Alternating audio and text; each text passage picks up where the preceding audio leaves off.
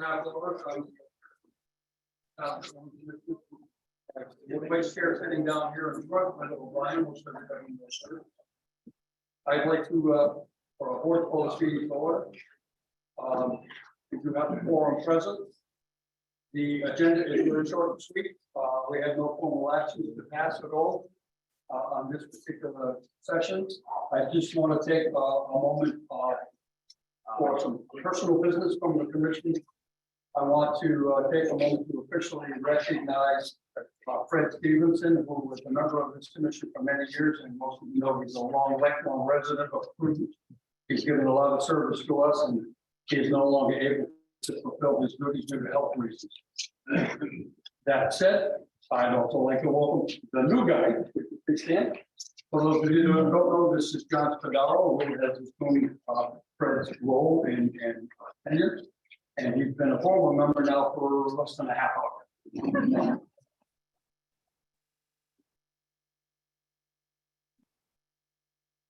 Welcome to the commission. Thank you very much for stepping up. We always need the help. So that said, I'll entertain a motion to adjourn the meeting formally. So moved, seconded.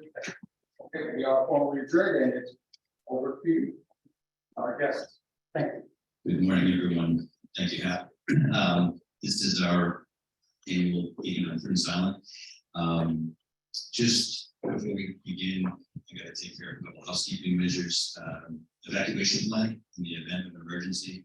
Please exit out one of the 3 doors. You got one of them. It's like airplane.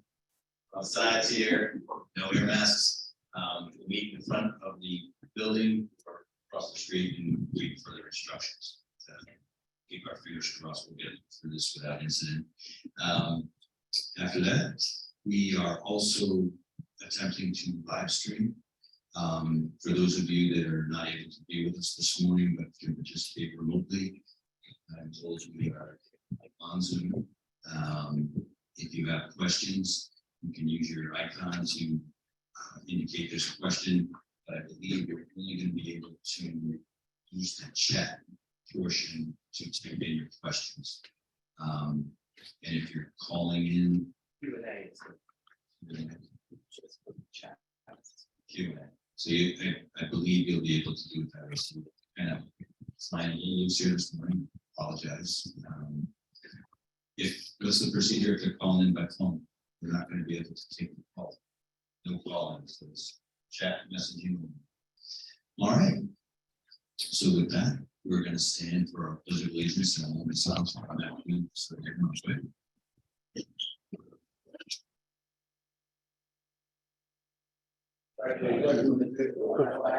The United States of America, to the republic for which it stands, one nation, under God, indivisible, with justice for all.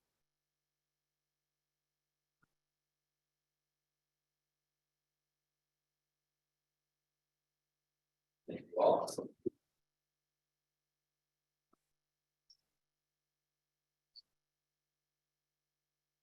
Okay. Speaking. Roll. Mr. Jukusa? Here. Mr. Hamilton? Here. Mr. Captain? Here. Kelly? Here. Dr. Ryan? Here. Mr. Aguirre? Yeah. Okay. I would also like to just take the opportunity later on during the open session, so to speak. If you have questions or comments, please state your name and address, town clerk, so we can make sure we identify you properly. Speak very well. Speak very loudly. Is there another?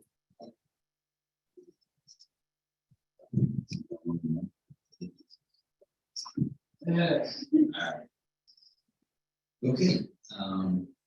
Yep, we're going to do introductions now of our state legislators. With us today is Senator June Severin, Representative Susan Bond. There will also be questions later on. All right.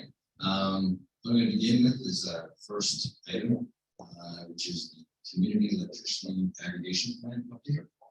Great. Thank you, President. Yeah, there was a request that we provide a quick update on the has signed an agreement with one of the finalists from a request for proposals that was sent, released, for somebody to be an electric supplier for this aggregation program. Similar agreements have been signed by other communities in our buying group. There's communities in the buying group: Barrington, Central Falls, Newport, Providence, and South Kingstown, and Portsmouth. These agreements were sent to the supplier for counter signature and full execution on the afternoon of September 8th. Currently, we are waiting to receive the executed documents back from the supplier before making the public announcement about the selection. So what this agreement does is it creates an electricity supply product for these communities, and the expected launch date will be May of 2023. The agreement commits the supplier to deliver a price for our default product, electricity, at launch that will be a minimum of $1 per minimum, $1 per megawatt hour below the last resort service at the time of launch. Last resort service is what we would commonly call the National Grid, or now Rhode Island Energy. So, in a nutshell, the way the program currently works, you get electric service to your house. Many people don't even think about it; they just sign up with National Grid or now Rhode Island Energy. Well, what you're really doing is you're signing up for last resort service. Rhode Island Energy or National Grid prior to that was not an electricity generation business. They bought electricity to supply electricity to you over their grid. So the goals of this program is to allow all of us to benefit from a competitive electricity market. We want to provide rate stability, generate and enable and encourage the use of clean energy, and expand consumer choice for electricity supply options. All of us as consumers always have options. Recording in progress. You go with whatever provider is available. But most of them don't. We just default to National Grid. So what this will do, the program is, it's voluntary experience. So what that means is voluntary participation with automatic enrollment. There's no penalty or fee ever to leave the program. And you can leave the program at any point, beginning, middle, and doesn't matter. And it applies to customers who have not already chosen a third party service. So if you're one of those people that are already signed up and have contract with another provider, it doesn't affect you.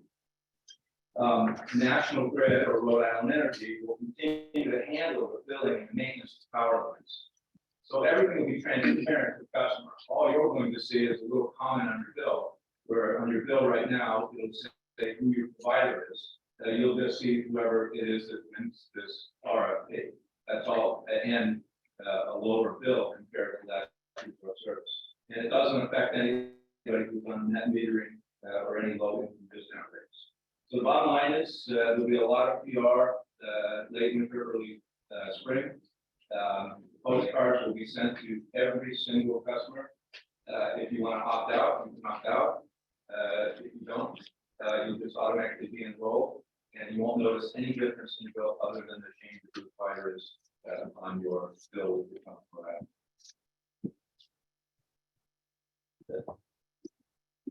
Thank you, Mr. Reader. Any questions? Names are talked about in the chart. And there are one reading in Latin. At the time the postcard comes out, will it our rate is? Yes. Okay. Today is traffic open 018 Madison. Unrelated, but in the same vein, there have been issues with the service in terms of amperage drops and insufficient voltage over the last couple of years. And there have been, I believe, a couple of transformers that have been added. And the word was, you folks are all set.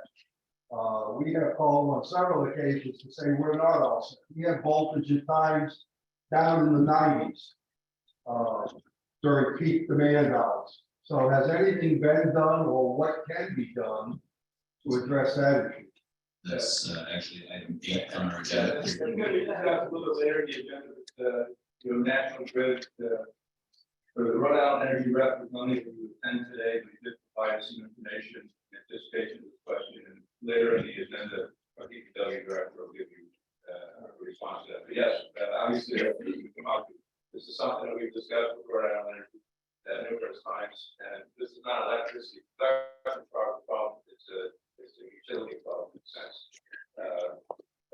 In relation to the poles, and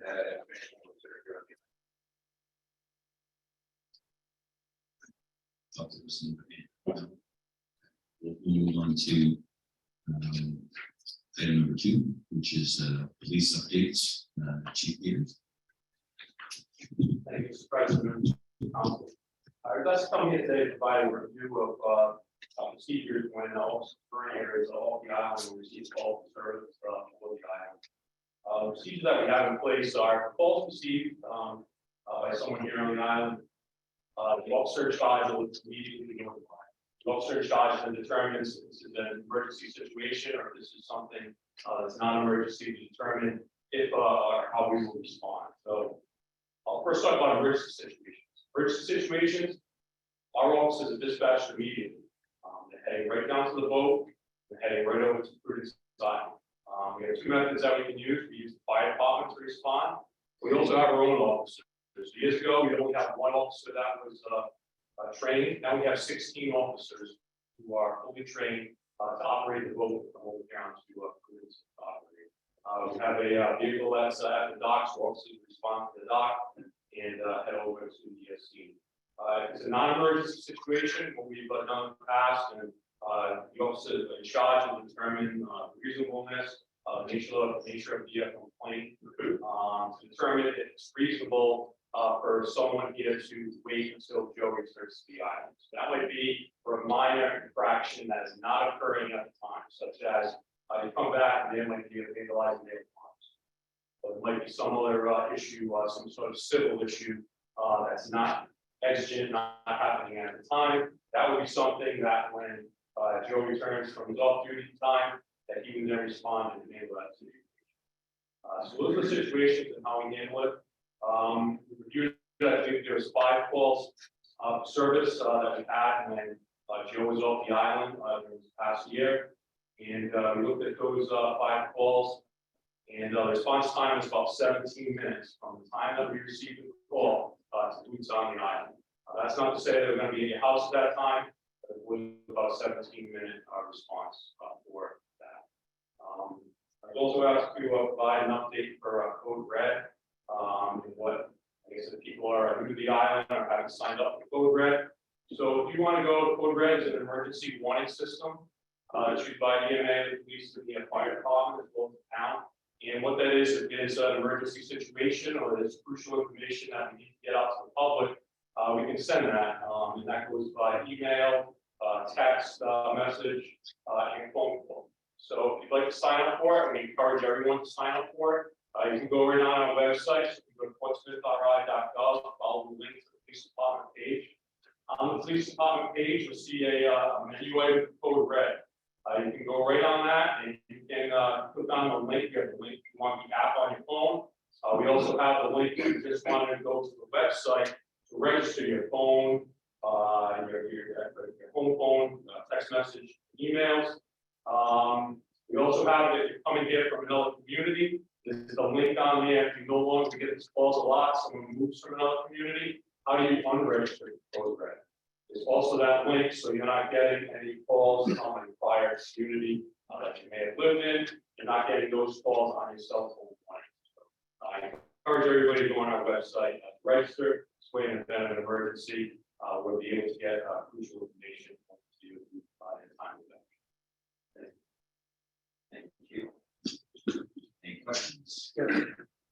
I just wonder if Chief Long wanted to maybe explain what that similar response process is in the event we have an absence of an EMT and medical assistance is needed, what the procedures and process for that are. Right now, we have it worked out, spoken extensively with the chief before about this. If we have a day that we don't have an EMT on island, we immediately have whoever the driver is assigned to the rescue, they proceed to Sandpoint Dock and meet Portsmouth personnel. They bring their equipment with them that they feel they need to retransport.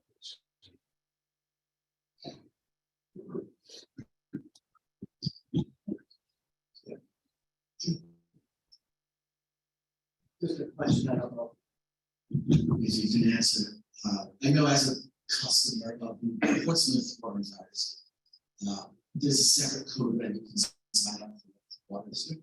And one of the Prudence Island water entity has its own code for that business. I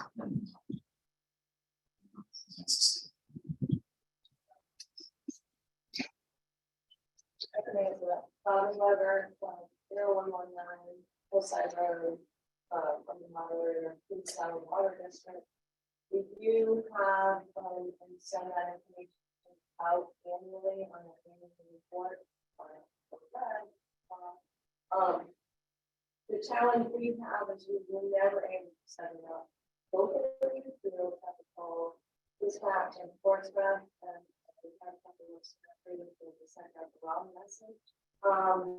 So we have been talking about trying to figure out how we can better do that for things like flooding and system or.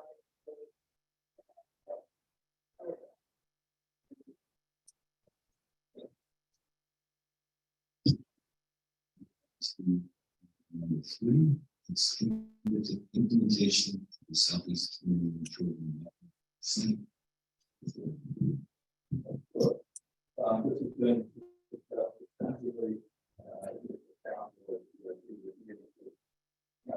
this is not just kind of right here. We're talking about the Southeast program that it's now. In the fall of 2019, the United States Environmental Protection today, they awarded a 5-year cooperation to the Indian Environmental Finance.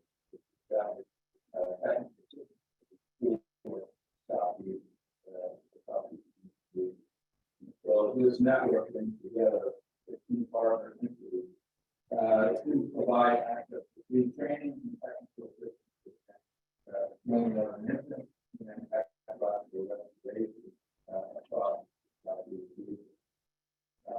the partners with Brown University, URI, Rod Society, the Nature Conservancy, and so on. So after learning more about the network effect, not only we submitted a request to the technical assistance to help us develop a common finance and mining strategy. The final deliverable would be resilience based on the focus capital improvement program tailored to work. Our application is approved in May of 2020, and the deliverable working to allow finance strategy is delivered to the council February 12th. And it's also available on the website. So in a nutshell, the delivery report identified and analyzed the capital programs against various objectives. A number of those projects were identified by landing lane, maintaining docking, second generator for the pump station, firefighting equipment, generator for the plant station, fuel time shelter assessment, and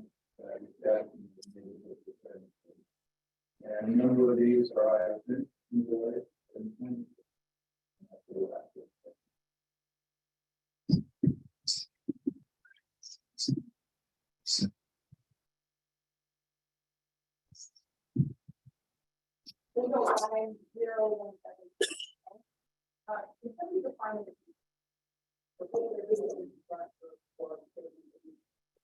Where are you now? There's a lot of talk to it. Depending on what the name is today,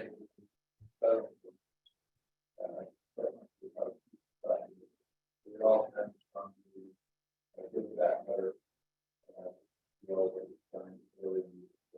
There's money over there. There's money available is project, there's ARPA money. There's also and so project avenue fund plan for the long meeting.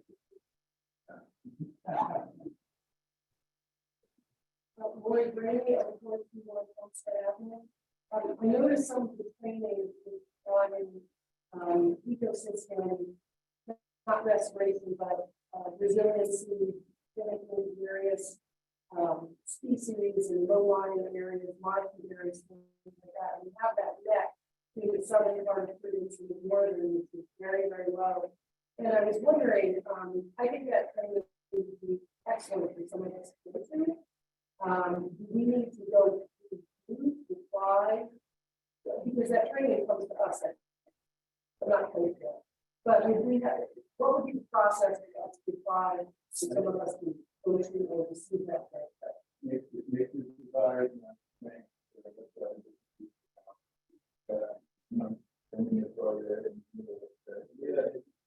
Is our new keep in mind as we work this team out, there's a lot that's already been done. A lot of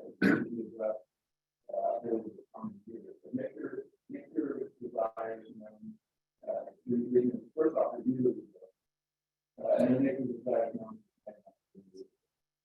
I know we missed the opportunity to apply for the training sessions this year. And then the cycle starts again.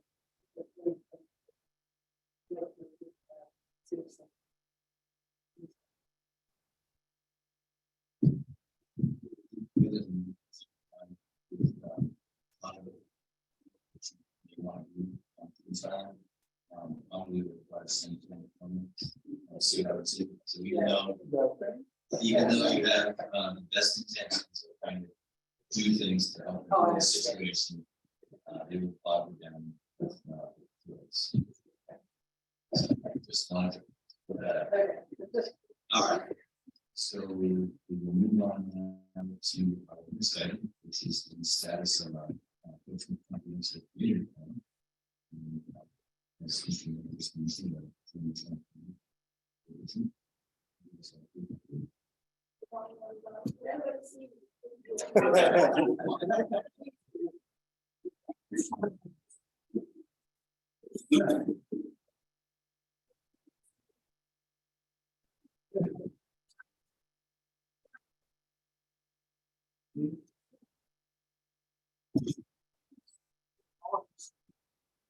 My name is Leah Hitchin.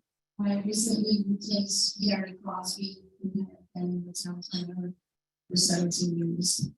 I came from East Greenwich after being in East Greenwich for 17 years. So the question was, where are we at with our comprehensive plan?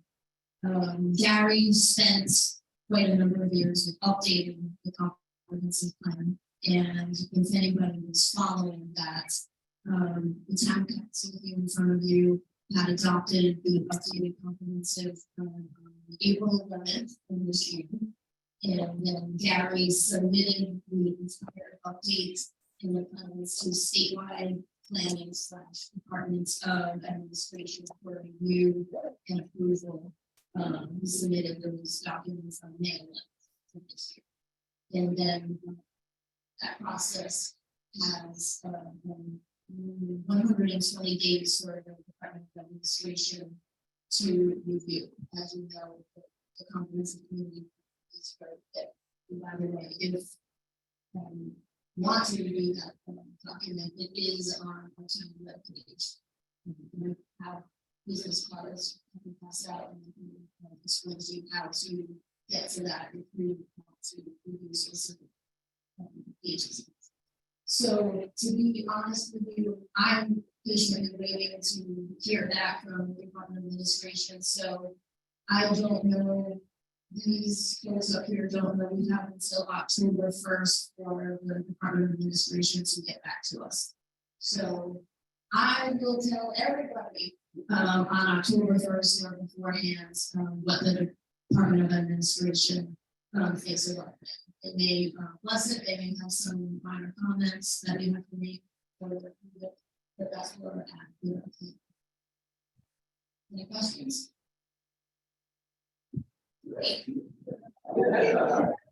Keep going. Never decided on this one.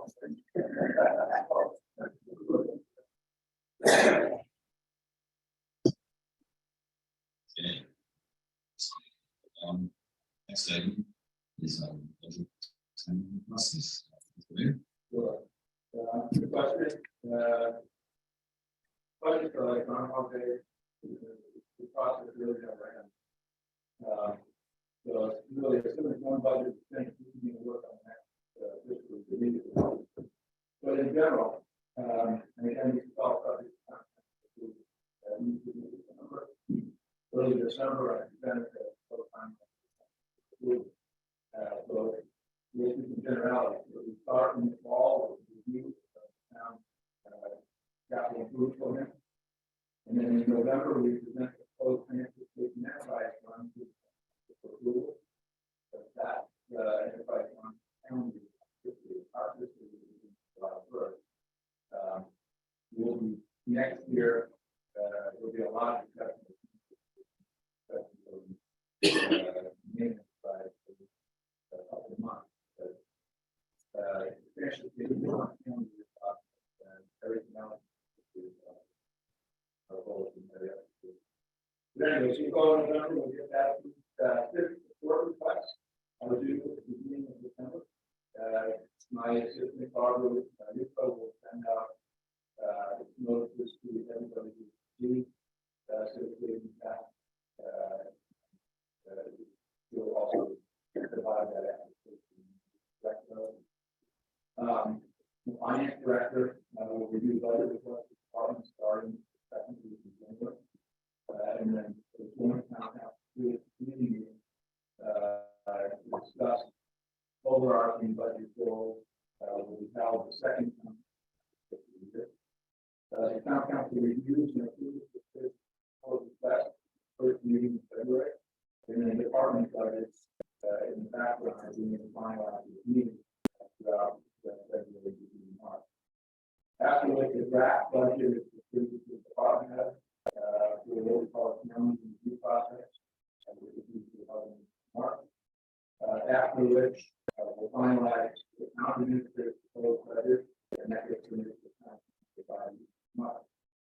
Budget meetings are held the 4th week in February.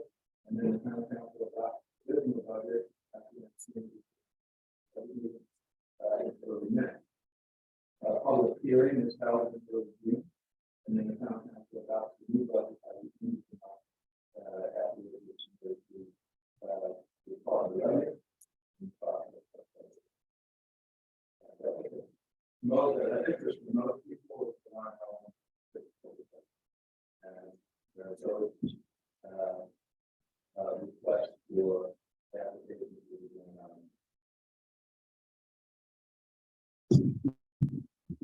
Questions?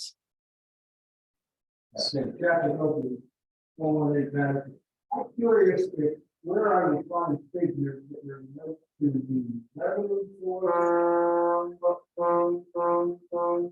from Prudence and the expenditures that the town makes for Prudence.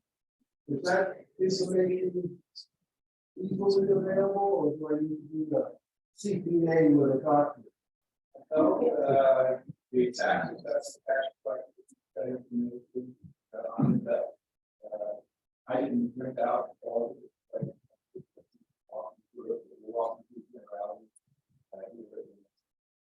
Actually, next. You're also excited. I'm a little ahead of myself. But it was bottom line.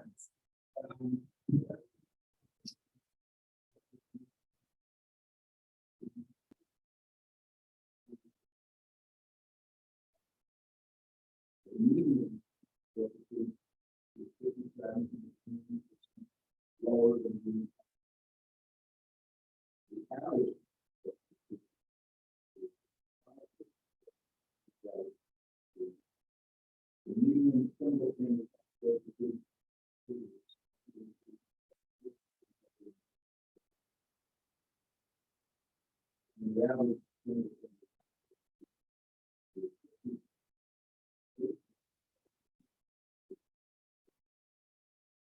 So the bottom line is, of all the revenue that's collected, for every $1 that is paid by $6 revenue, $1. I find it difficult to believe, with all due respect. And There are approximately 500 homes here on Prudence. I don't know what anybody's tax bill is, but I have a strong idea what mine is. And when you multiply that out, the revenue source, what the town, and I don't want to get argument, you know, I don't have a lot of time. But we've got a fire department, policy. We've got a school that's pretty well fully supplemented. Yes, you provide DPW. Yes, you provide food services. The water company is private. So I find it difficult to understand where the dollars are going.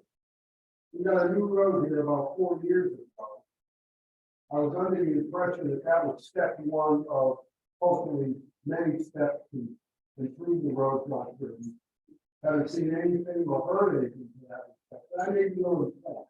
I'm a part-time and I spend my summers on my winters in Florida. But again, as I say, I would love to see those figures and understand how we get $1.34 back to every dollar. I'll be happy to send out the information.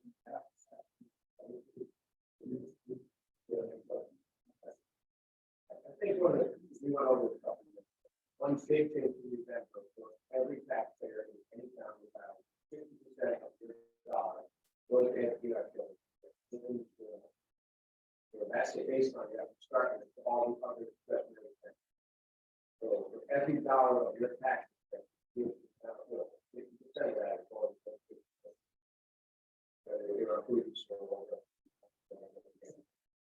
so the rest of that money is divvied up in order to do the rest of the. So when you look at the numbers, just by that 60%, the top of which you have to spend on all the other items. And that goes to us and every other town. You're about 60% of the town that I remember. Remember, 60% goes to educate on the children. So when you figure out the rest of it, it's a small. Or the clarification that you might help. You guys all know this. So with what you just gave us, $1 in, $1.37 back. I think what you put to clarify, that $1.37 back is only wide, not really violence. That's right. Maybe you don't sit there. No municipality work any other way. Dollars come in, it's great. That's why and I can't hold on.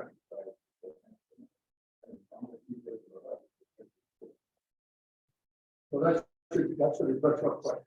It's not, I'm sorry, I didn't understand that. You're saying $1.34 given back is throughout the town, not exclusively you? That for every dollar that you pay in, We pay it as Prudence Island. you pay in $1.34, and The Prudence Island? the community as a whole. Of course. At the end of the day, your dollar of tax is paid, and you're paying tax part of the town of Portsmouth. So at that rate, the town of Portsmouth should be broken. Because other sources of revenue, you're paying a very dollar, you're paying in. You're doing it develop it to other areas, and then the other properties. Worth a lot more than that. The bottom line, property taxes is a little amazing. They, taxes, restaurant, taxes, fines, so on.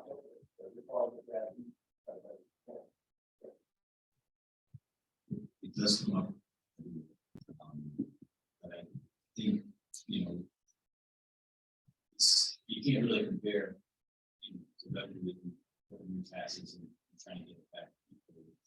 That's just not the reality. There are a lot of services people provide. Trash, for example, seems backed by the town. It's really the number of transfer station stickers does not offset the cost of actually cost of taking the trash. I think there's give and take throughout the process. But it's something that comes up a lot with our discussions. You know, we need to work on some of the issues that are out there that gets brought up. And these are things that are part of our capital improvement plan.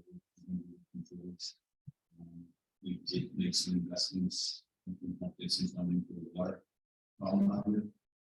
That is a really large sum of money.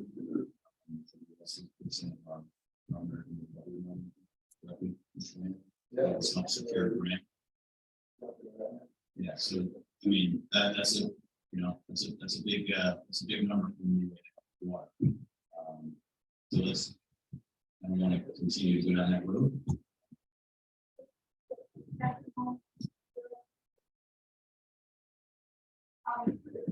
When the budget comes out, it's one of the times we all require that we have that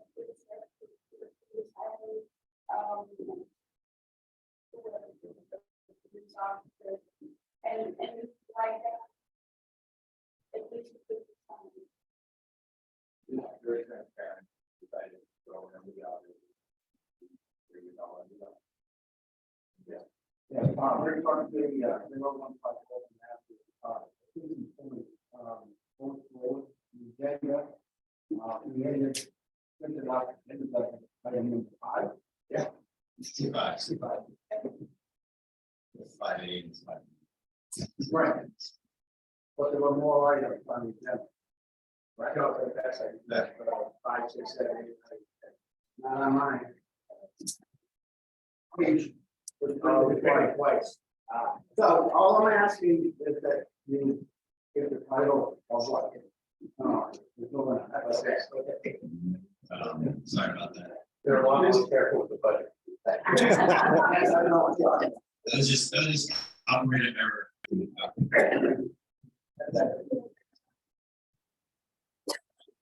Good deeds was up on this. You're not doing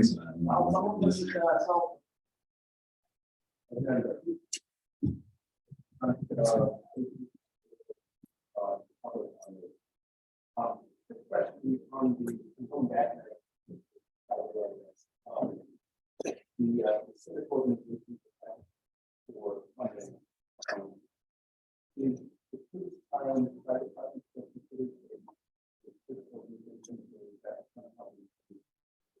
That was good.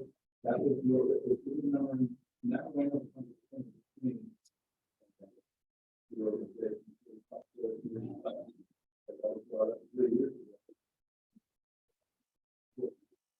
man wanted to come out that and then town hall to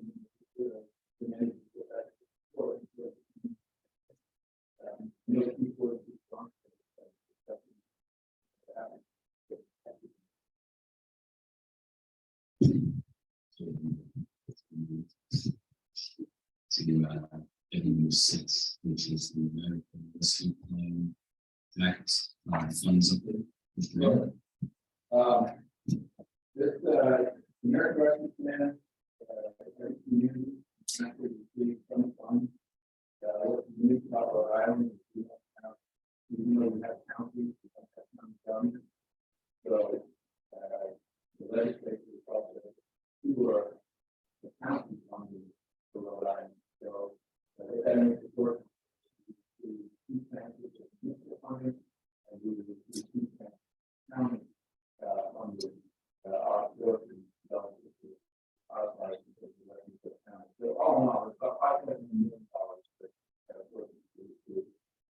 It sounds like a lot of money, but relative to our needs, it really is about money. We work hard to stay within the priorities of the infrastructure act and make these dollars relative as far as possible. A lot of money that we first thought went straight into necessary investment in public safety in hall, where hall, remember about that. Nobody to meet the person.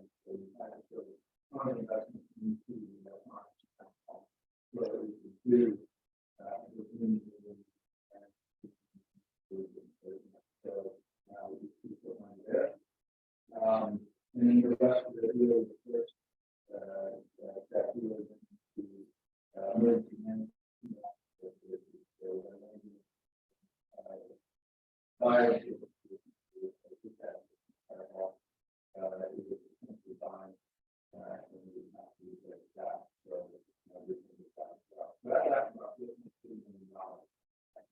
We were.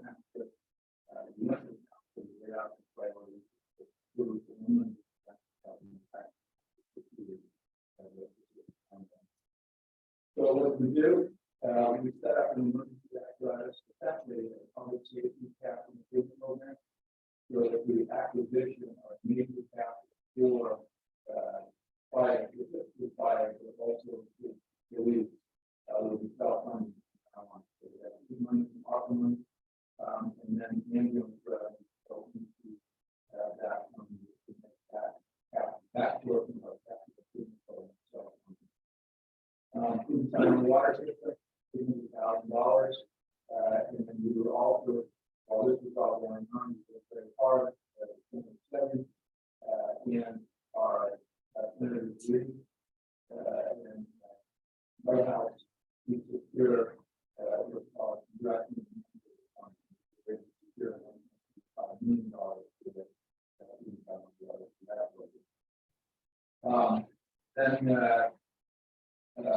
I'll just kind of run down through this. I'm in park and working the park, moving,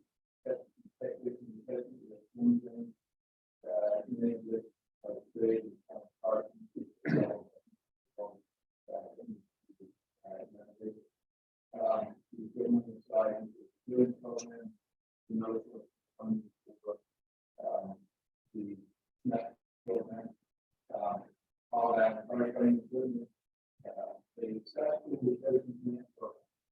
we set this up in conjunction with the administration of 15 housing. But this would take care of the people who fall within that. We all know that we have to put successful, and we have a septic systems, septic minimum experience that we have at the museum. We all have to have in the some people, even though they could afford, so they didn't fall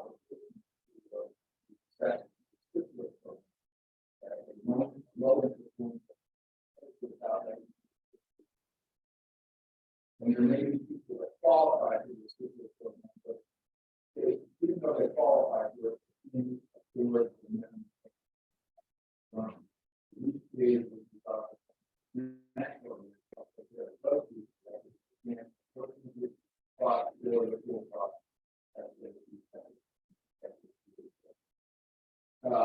We needed to do a water maintenance revenue. The water system on the mainland side, the water fire district, mine is process of serving to Lewis County that is working with. That needs to be repaired.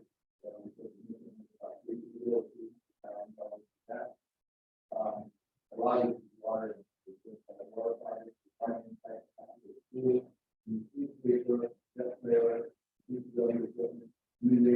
for fire department, public safety equipment, and then money set aside to study broadband issues. We are working with various departments that have the doctor's office.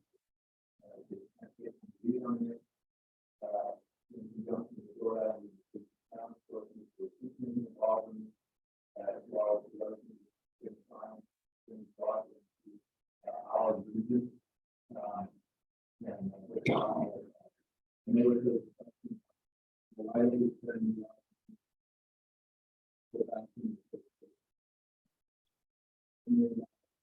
even if these we would not be able to broadband.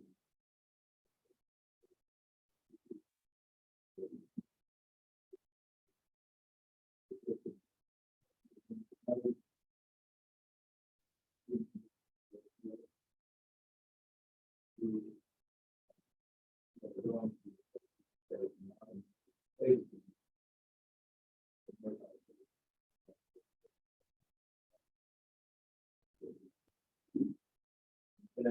we put them on that road.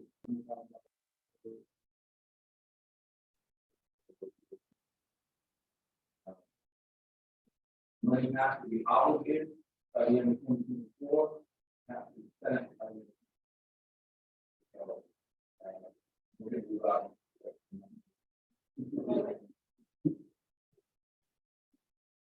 That's where we're at. Going back to your comment, capital over, 4306 Mallory Grant.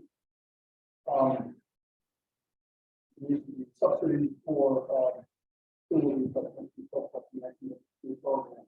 It sounds almost identical to the ones that you placed 6, 7 years ago for impact, so the loan for loans made available to organize health. This would be. I understand. I understand. So for those people that obligated to pay, that's what I'm more tax, to a rip back. To get in the septic system and then the new system and then take it back over.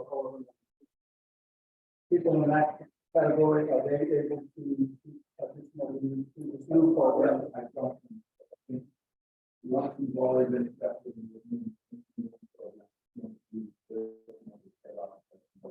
Thank you for the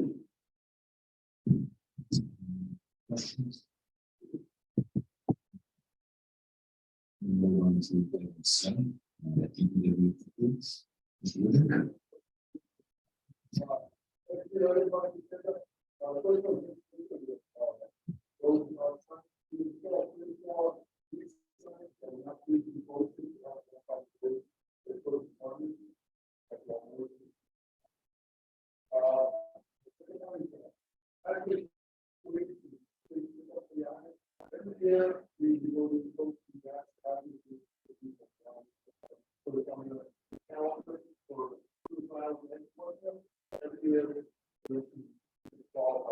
What there is, people follow the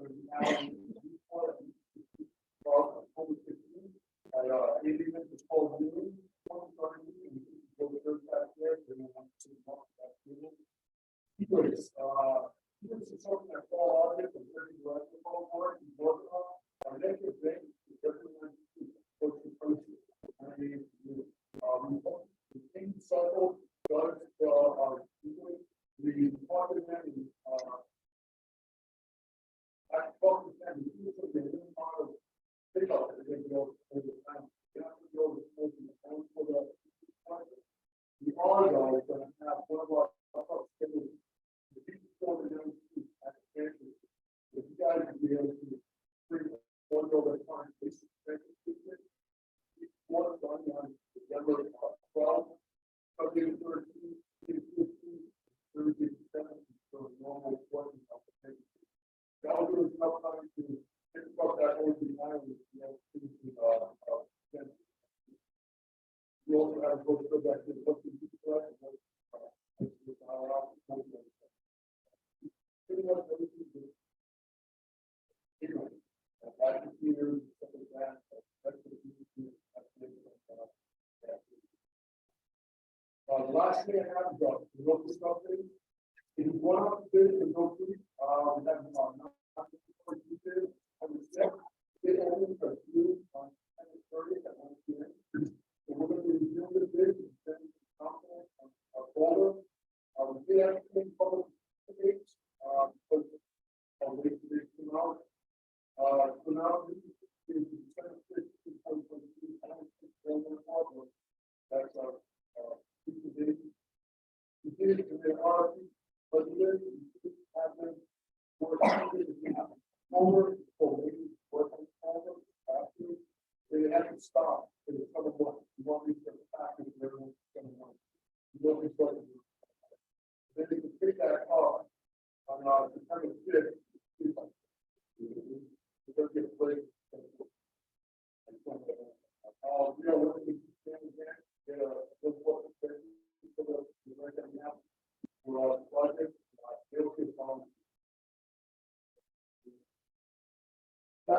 on the, freeway traffic report. The opening comments, you mentioned the fact that, the reasons are kind of unknown, what city town and never able to follow that. What is preventing you from getting that qualification? So, I'll go forward and learn. They're moving toward the second reason. So that's what the reason are basically the 50,000 people for good time. About one before, about one before. Every generation. So they're supposed to build on before.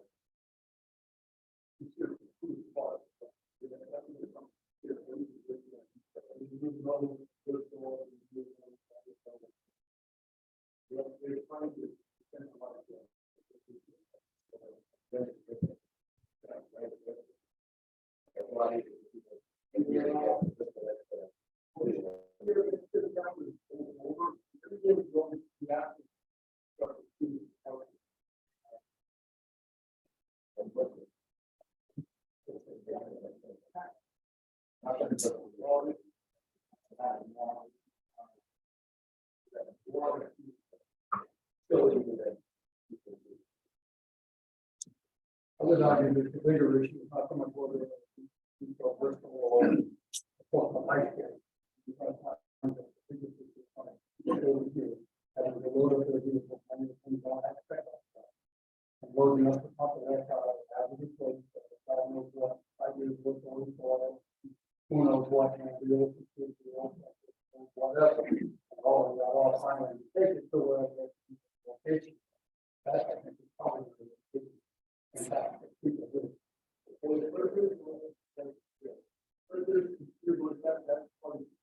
And it's what I'm more concerned about the issue that could be really problematic. Transport that individual.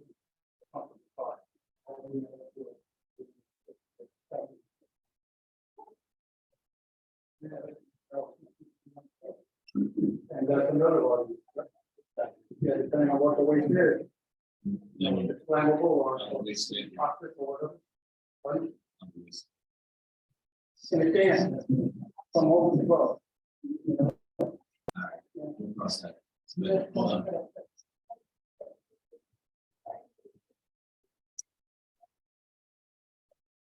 Not true.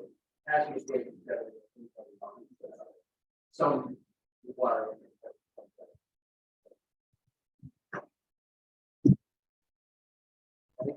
Again,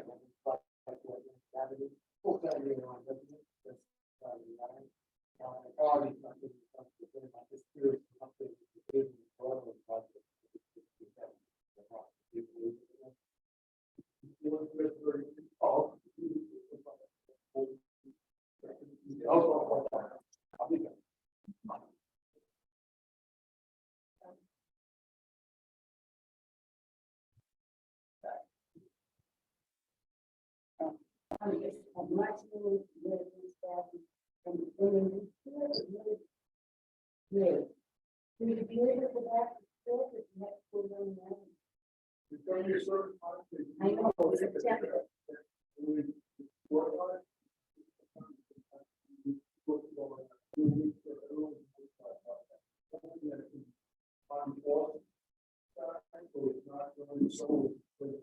Even on the love season, a lot of us sit on the island in the beach to the dump. We'll let everyone know about that. The other cross pollination, that's the cross pollination, water. Roll it in. But it should have. That's part of the argument.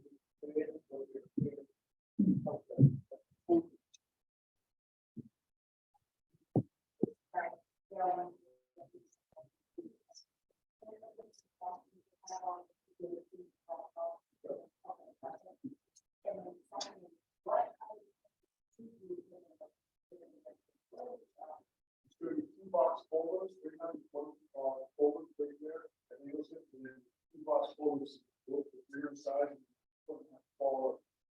They want to.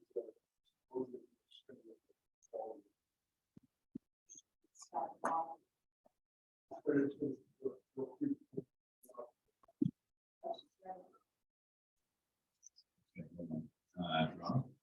Just one quick question.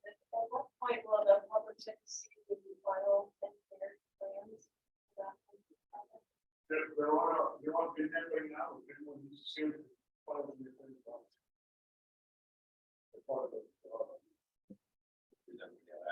It's a free site, you don't, this is what they need, you want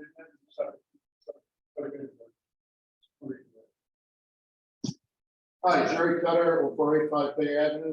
I'm a summer resident. I'm not gonna be here in November, but I've got some electronics I'd like to dispose of. Can we establish a collection point for people like myself to drop product, things like that off, say DPW, fire department, Cap's house?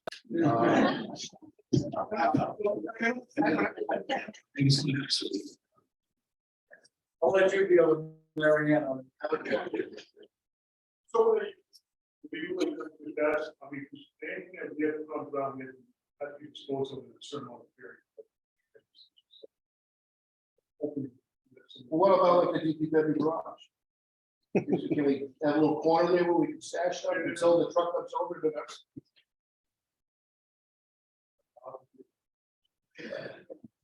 It just becomes a cover has and everyone thinks that we cover everything. In the garage and how we- Well, I'm not talking about hazardous waste, I'm talking about Well, electronics. that's- and this is the problem.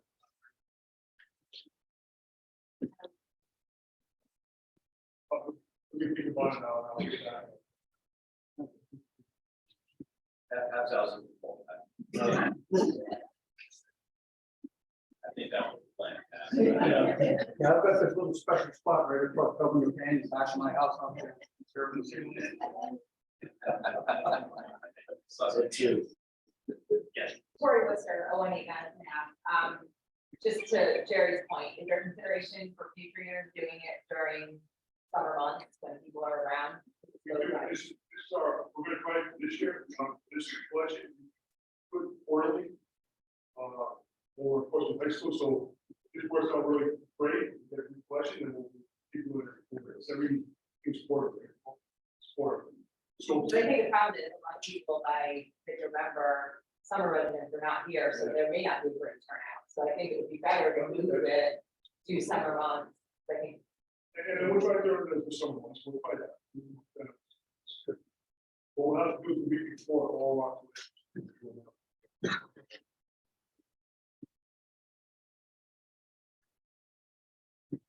Kevin Blunt, 92 John Owens Road.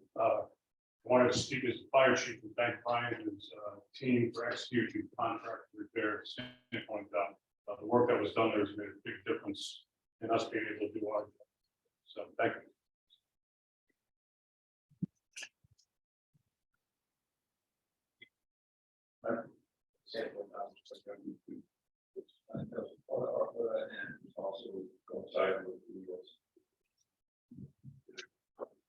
Excellent. Brian, did you throw the short straw through energy? Yeah. He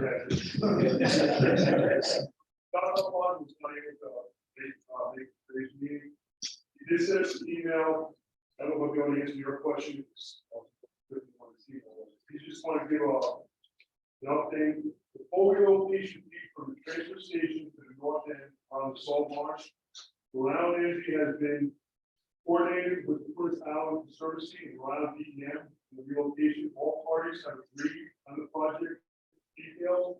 The project is currently with Round Energy. Where they're drafting easement agreements for the relocation. Once the easement agreements have been processed, they will apply the proper permits and schedule work. Hoping to complete this work before next summer season. Updates to the council will be provided once the schedule has been established. Then the next item was the Prudence Fire Department. Prudence Fire Department needs the existing pole removed from their property. This pole is the connection point with Round Energy in the event of an emergency. When they need to provide backup generator for the island. The new location for the pole / connection point has been found and Round Energy is working on these. The goal is to remove the pole at the fire station fire department property as soon as a new pole connection has been installed, and the pole connection point is only used for. If anyone has any questions, right across the line, I'm going to.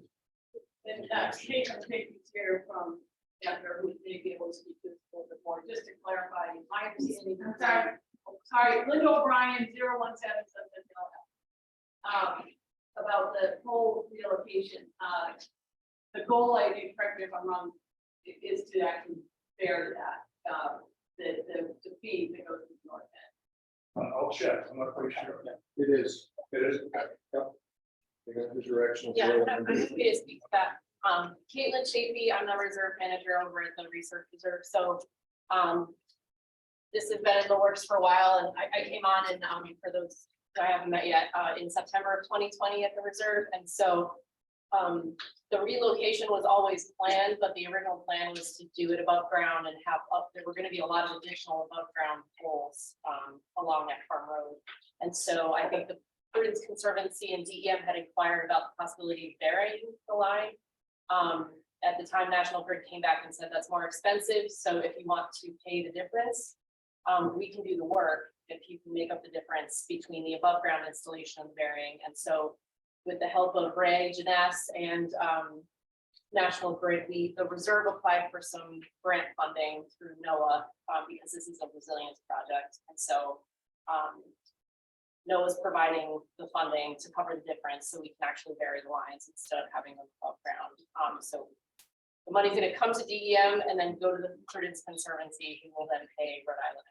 So they will bury the poles. And I think the plan was to do directional drilling versus digging a trench, but that has not been finalized yet. Over 306 Narragansett. Mr. Hagopian made a comment earlier about the quality of the service and brownout and so forth.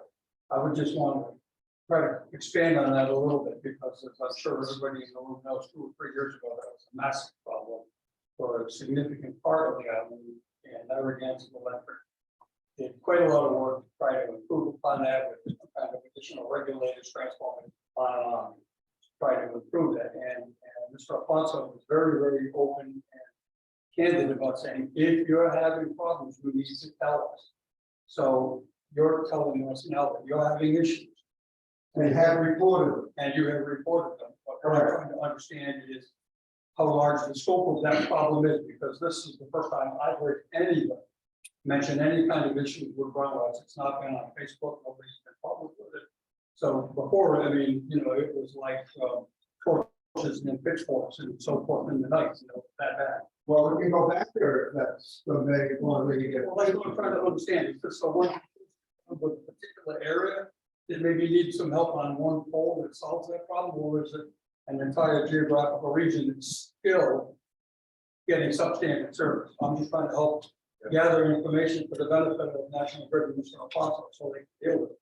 Well, as recently as this last heat wave, a couple of weeks back, we were in the 90s for periods of time during the day. We had equipment fail, and quite frankly, they have sent checks to compensate for that. But it's frustrating when you can't count on good power. I understand heat waves are a special circumstance, but Is it specifically your house or all the neighbors? I'm under the impression it's several of the neighbors. I haven't taken the survey recently.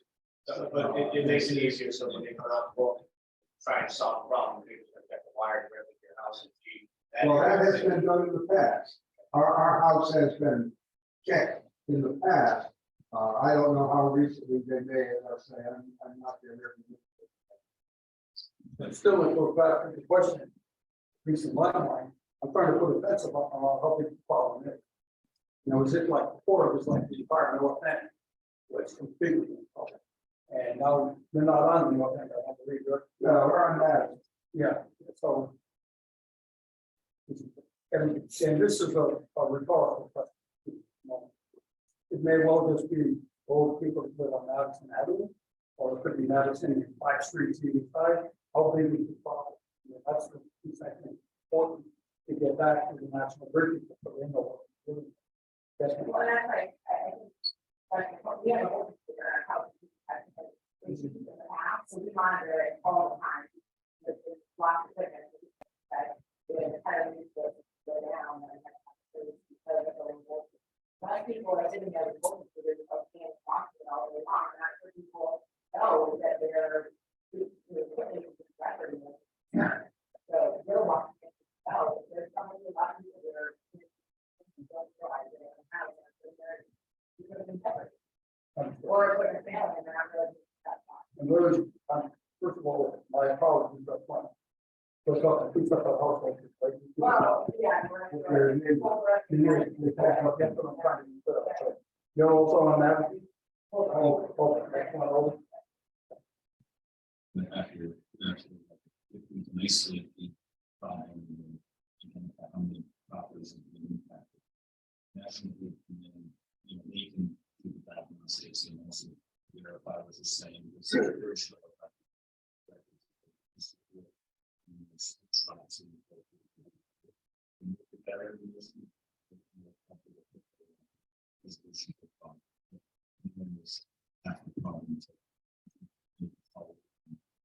This information to show that, explain the process.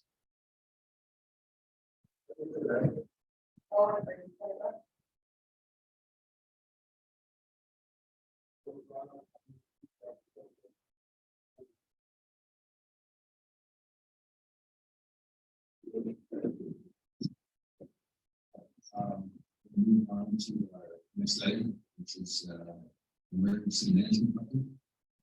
Ready? Ready?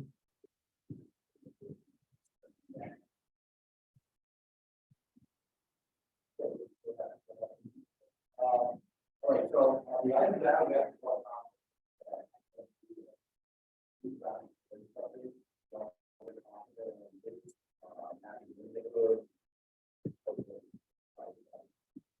So, this time is, you guys are, you are, okay,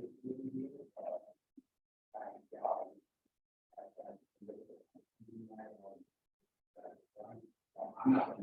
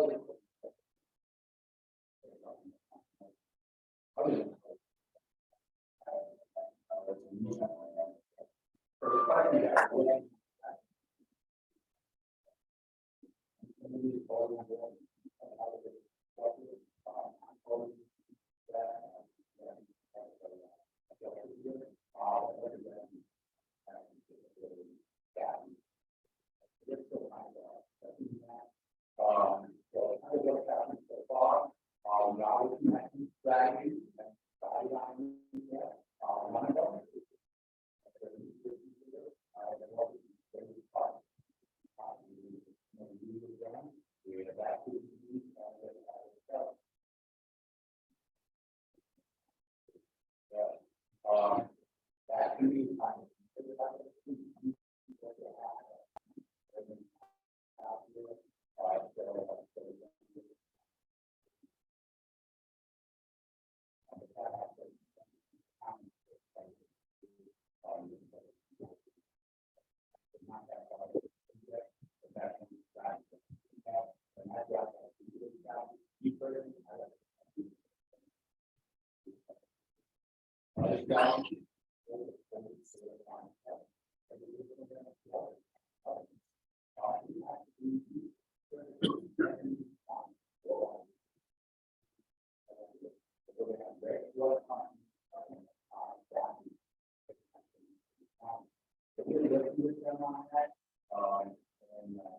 And the other thing is,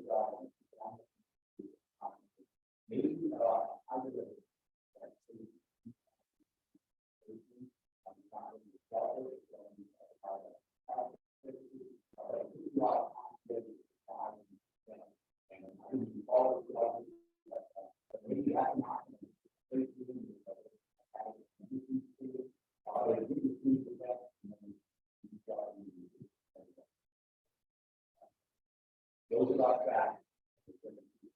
Where am I on my side?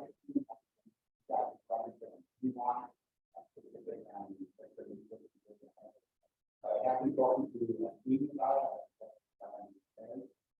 really.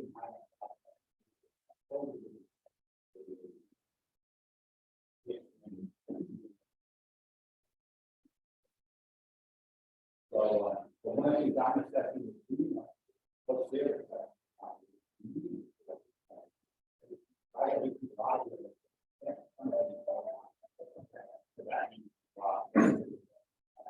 I don't know what it is. I can also.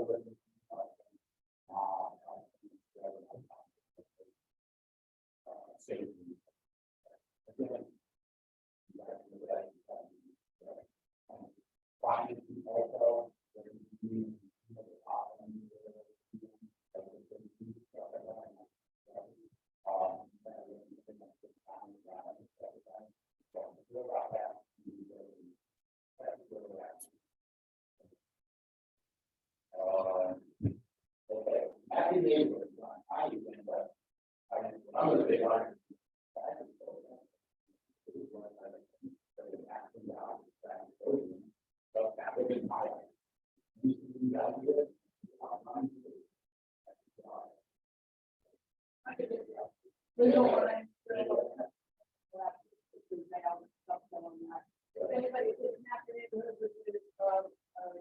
Community days, spoken about, I have done to, 24 weeks, we go to New York, the flyer, email, everybody wants to, sign up for, part of the community. Community group, here we are, included in the next meeting. Third, of course, Thursday, 6:30, and talking about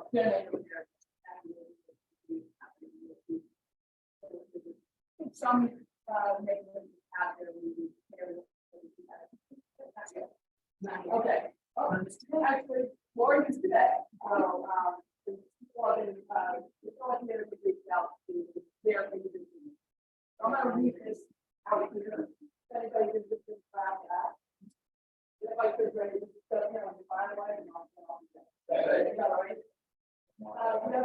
other piece of working on is firelight. So you better hear for yeah, we do hearing with the young about it. More information here. We're working on creating a committee specifically to address become a firelight community. We can hear more about as we get that most identified. Again, it's about being better prepared to individual and as a community that we can do. One of the big advantages of this wildfire is community protection. There's an overview of kind of 2018. Overview of this here on the island. The only community that has that protection plan that is a really good project. Finalized. I'll leave that out here as well.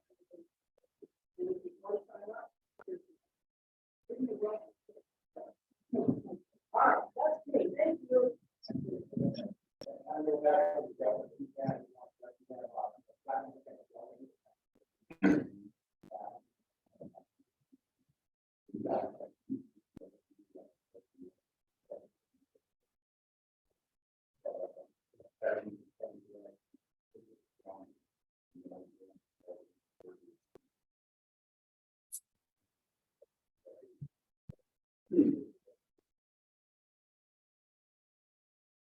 Has any thought been given to the functions at the south end, and the potential conversion to shelter?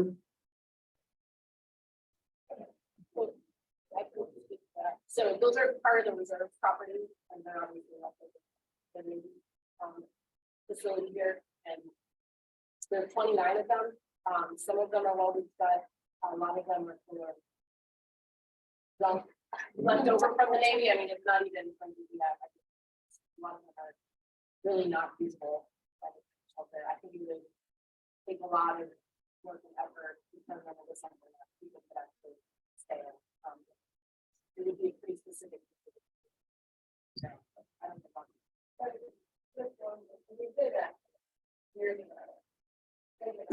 For the, property, which is converted to 50% floor, and then it's also the front door. And you guys are underground, with, above ground, with dirt on it. That would be Storage for animals.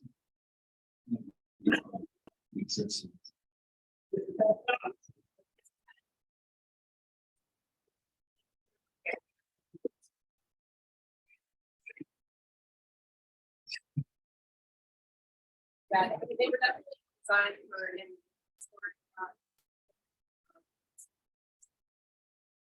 They're in varying stages. This repair, yeah.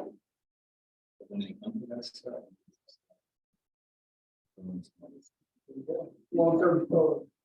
All right. So we made a headway. I just want to touch base, $3, 0671. I just have a question on this, like, I think we all know what a shelter is. But what is a safety? A room makes it sound like there's a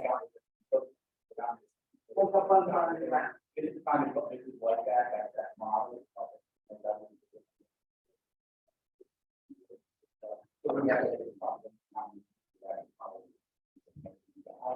You don't.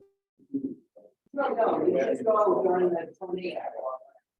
But we would need, I mean, it makes it, when you say room, it makes it sound small. Yeah.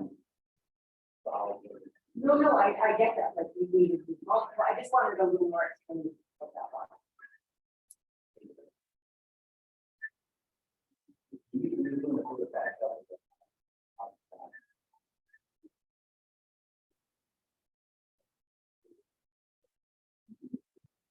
Just some stuff on here. So, yeah, there's a I think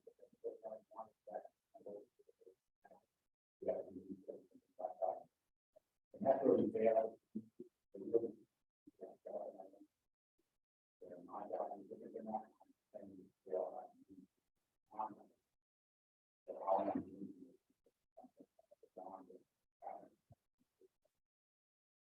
So we use a lot of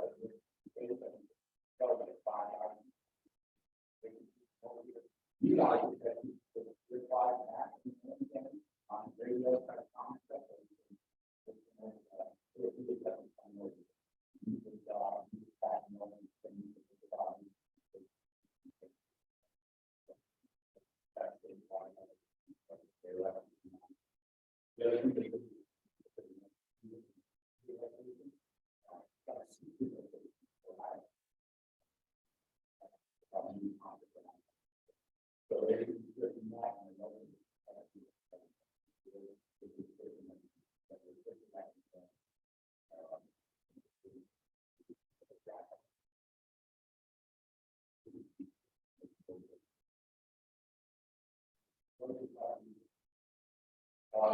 Other things too,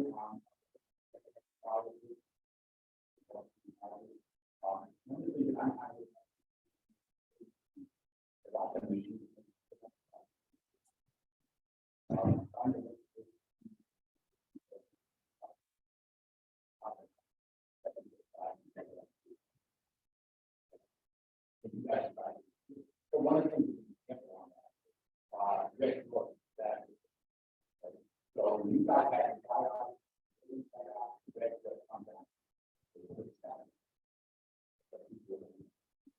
make sure and that's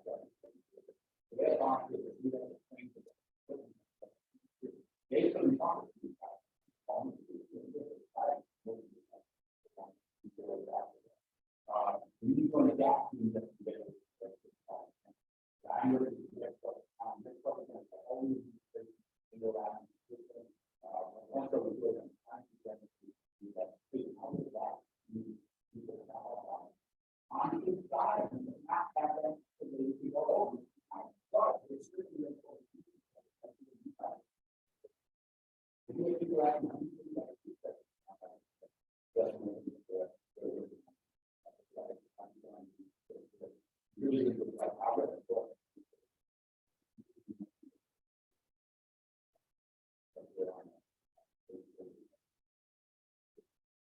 The intersection, you see I got a drum back here.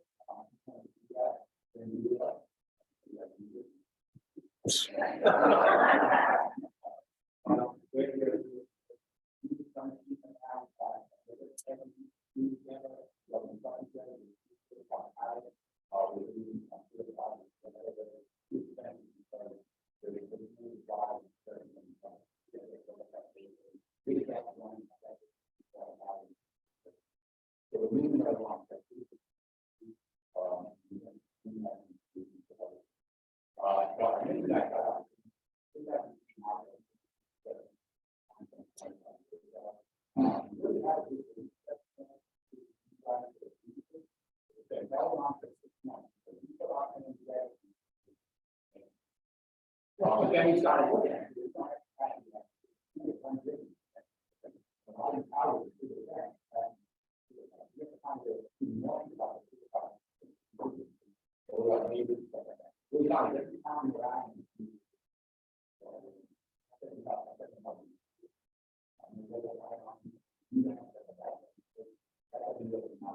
So long story short,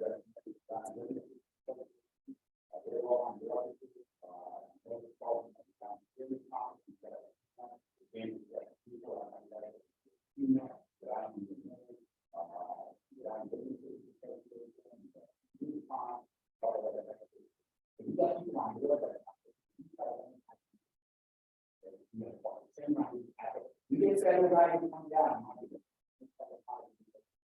And if I can get my own, but I can do it.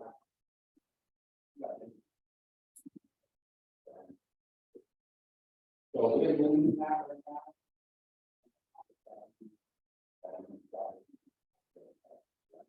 So that comes out, you guys are. Brian has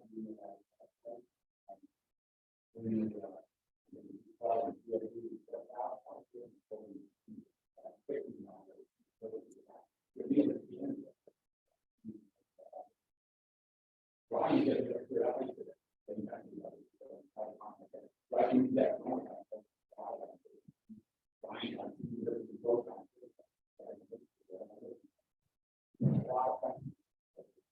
Once you got everything.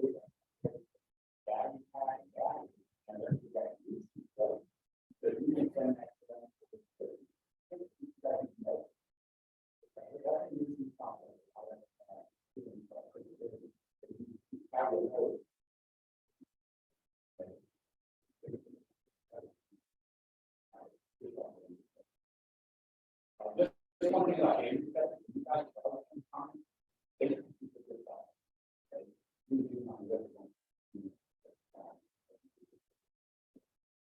what they have that.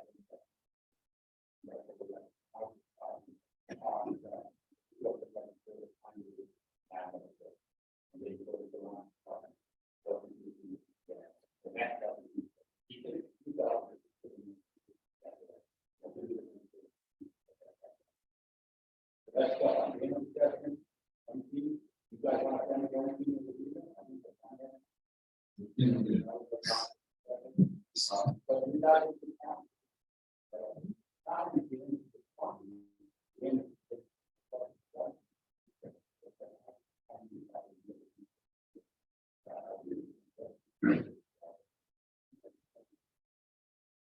That is. Very.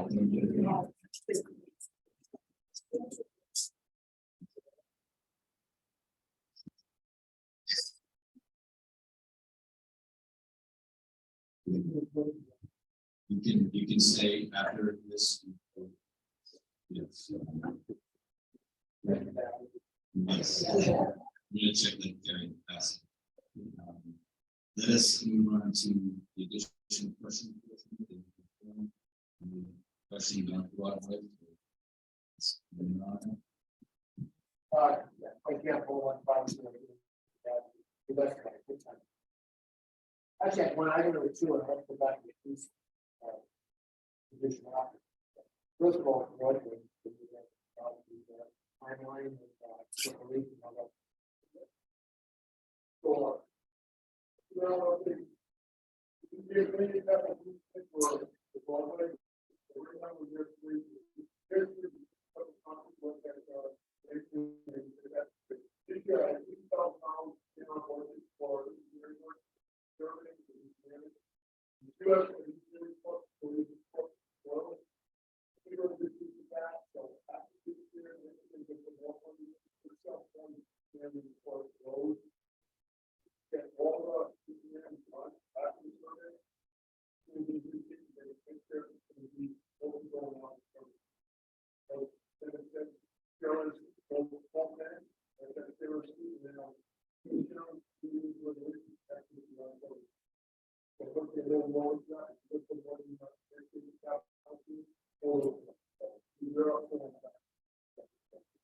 If you just add on eventually the functions and the roads existing, you know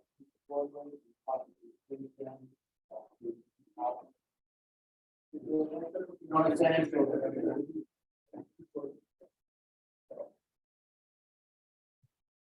And second question is back to this apology. Curious if the budget coming up next year for the police department, quite possibly at least to consider putting a second officer on the island for 2 months of operation. He is putting up the ship to Portland Academy. So he works his 8 hours and then an officer can move on the boat. Do his 8 hours, they use the officer in point, so for the far, he's ready on the island. We still have covered the heat summer. I don't know if that can be the overtime issue or it's big guys. I don't know. Thinking that this study, so I asked for the 24 on 12. I think it would be before on the academy and I see ship for the fall item. Maybe it's something the town would like to consider. It's not fair to roll on. So very good. Nobody and gets text and keep it personal with that. There's an also going on.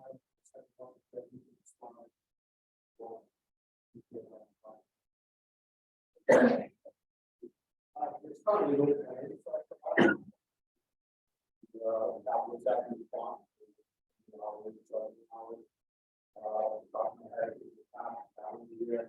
So 34, 35 million hours. That's the way it is.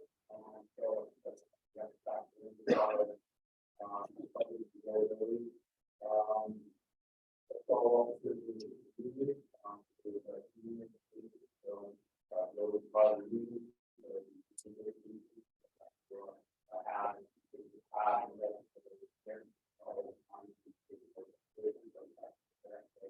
one thing that we have to look at is how we'll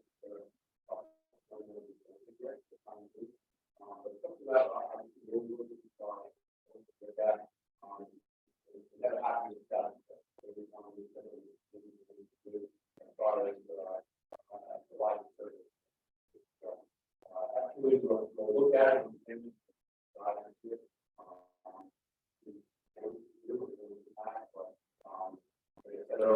they're only required 200 over 5 times. They go down to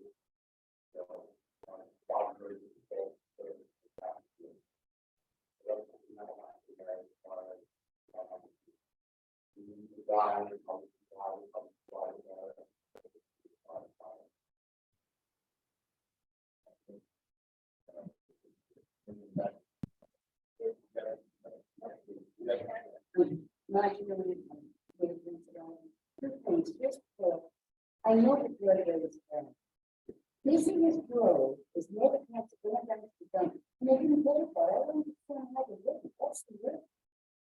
Hey, that's even like you do it. Oh, I don't know. Uh-oh, you guys can settle that. We can do more.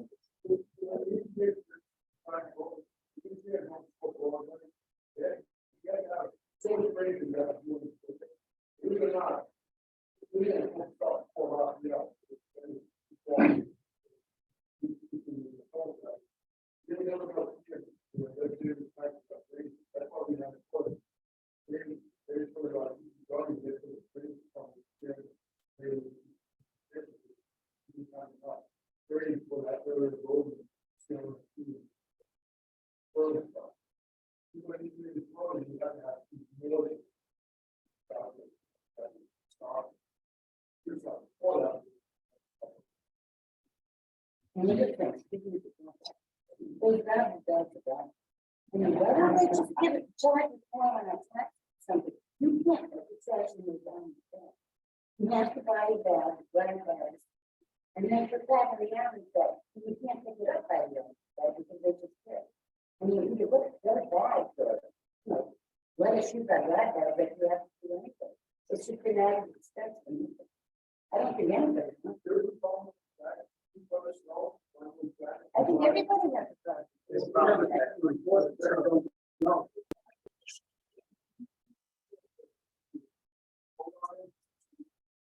I did.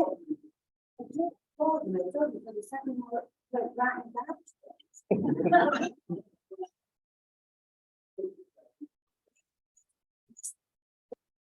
Oh, somebody makes a piece of that. These bags are just bad. All right, hold on.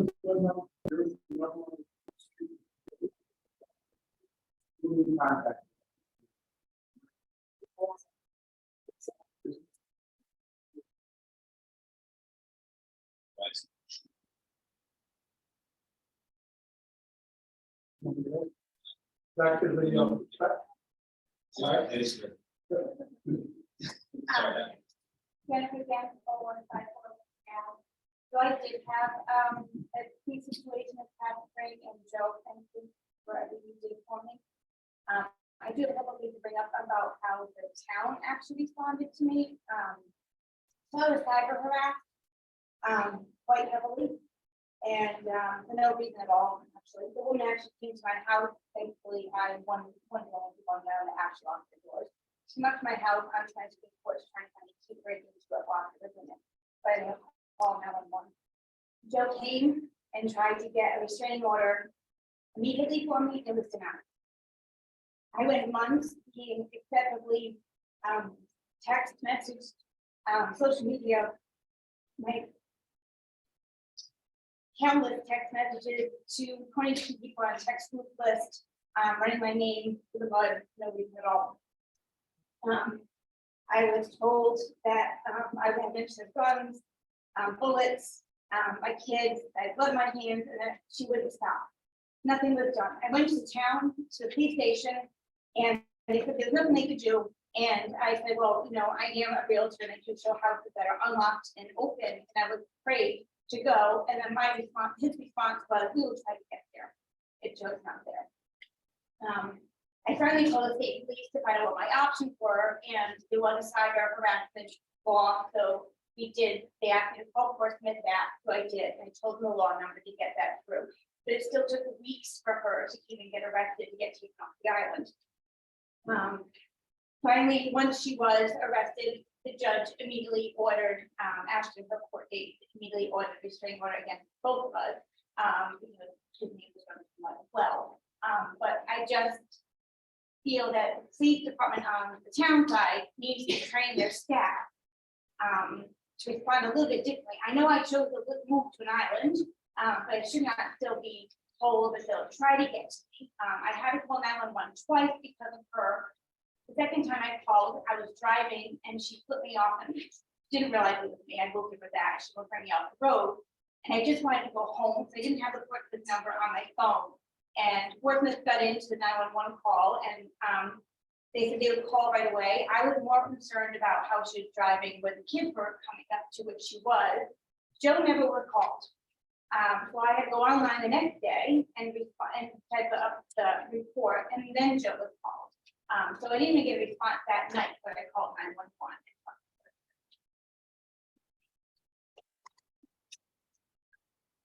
Sorry for what you're describing, but it's personally hearing on the issues that I surround it, so. I would like to look into this personally, if you, can follow me, got the meeting. This, issue, answer that, if you will.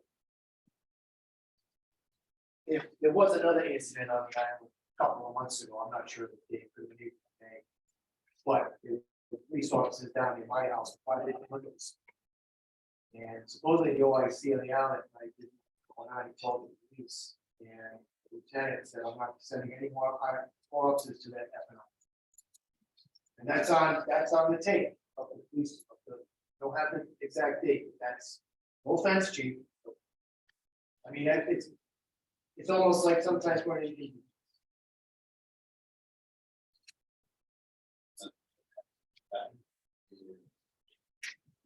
I had a couple of things I forgot one, which is probably a good thing. I just wanted to, I can't see a good part of the room. Is Joe Parisi in the room? No. No, okay. I had wanted to have our chamber from American Broadband here to give you out his annual update on progress and status and so forth.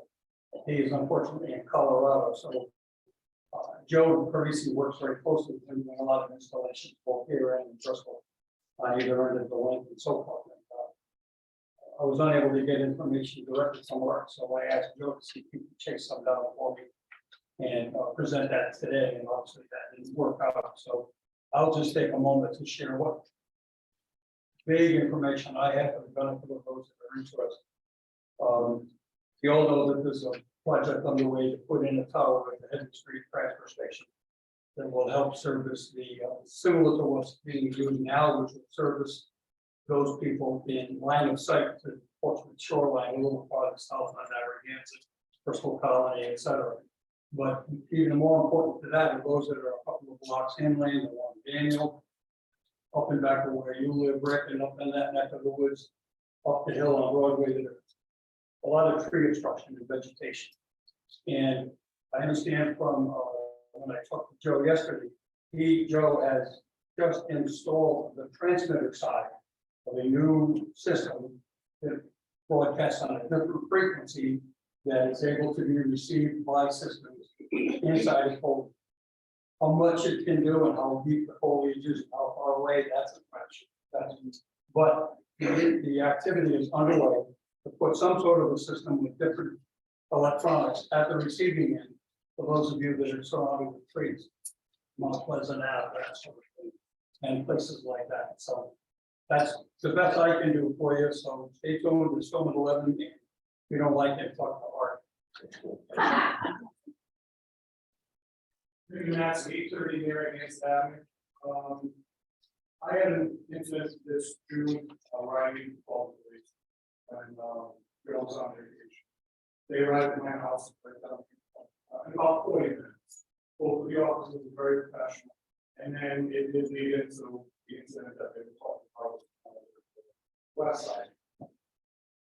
If Officer DeBernie is on vacation, and this is something that we know, that vacation for a week. It's not his off time from work, it's not sitting here on the island, he's on vacation to walk the island. We have an officer in town on vacation, his position is filled. If Joe was on vacation, there should be someone available. Luckily, my situation de-escalated in my car on its own, but if it had, and it continued, it was a pretty scary situation to the point I'm on the phone, I'm the one scared for my life and my property and my neighbor's property.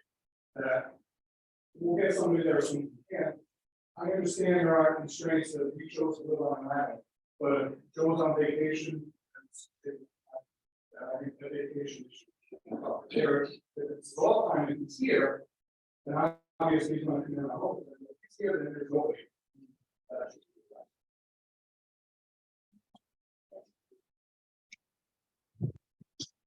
That's, you bring up some very good points about safety. I think we have to regroup on after the meeting. plan to make sure that the residents are safe. And then we have coverage. It may take a little bit for we'll get back in. Because we can't cancel those. Sorry. But my wife. Take notes. But in all seriousness, we will look into this. I mean, obviously, safety is one of the top objectives for the residents. So we will get a better handle on it and come up with them. I know it's the police department, but it's also state women. They're working at campus on stuff. Yeah. They're coming over with their different stuff, so they're staying for a couple of days. I don't want to say who it was, brought it up, didn't want to, the campsites that do pieces on them, their garbage. I know it's state land in the past. I mean, this goes back to when they opened up the state park and do that. You know, it's state land, they're gonna do something about it. I don't see state people over there, I don't see environment. But these people are staying overnight, campfires, online guides. I don't know if this is something that the town, as an entity, can send correspondence to the state about patrolling their own property or, you know, putting an entity. And I don't know if the park manager has seen it, but. Yeah, I'll just say, we're well aware of it. I've spoken to folks several times. I've had meetings with DEM law enforcement. I've had meetings with Joe. I think we're all in agreement that we have to be on the same page about what's happening and, you know, gather as much information as we can. So I've got my staff, you know, taking down license plate numbers just so we can keep a record of exactly what's happening. So I think the major issues that were mentioned, it's the trash being left behind, people not using the composting toilet down there. We had drills on T-North. You know, it's obviously the fire risk. We've seen fire lanes. So, you know, I think DEM law enforcement, they will come out if there's an emergency. We call them and they, you know, they usually have boats in the water. And I think they've sent some citation information or citations that can be issued to folks who are breaking the rules by having with the fires and camping. I think again, the coverage issue is what's the problem. Because I'm not here on the weekends. Most of my staff are not here on the weekends. I'm happy to go up to somebody and say, put the fire out. A lot of my employees feel like that's not really their job. I totally agree. Sometimes they don't feel safe doing that, and that's fine. But I think a lot of it is happening overnight on the weekends and just don't have presence. So, you know, we're hoping to have kind of a conference between DEM and the town and the reserve about this. I think if we can do a better job with signage down there, not that that's going to solve the problem, but it's not as good as it could be. But yeah, just wanted to let you know, I'm aware of it and I'm trying to bring DEM enforcement into it. They're of course also spreading it. So we try to save calling them to come out in their boats for something. But if you do see trash, I mean, please let us know, send us a photo and let us know.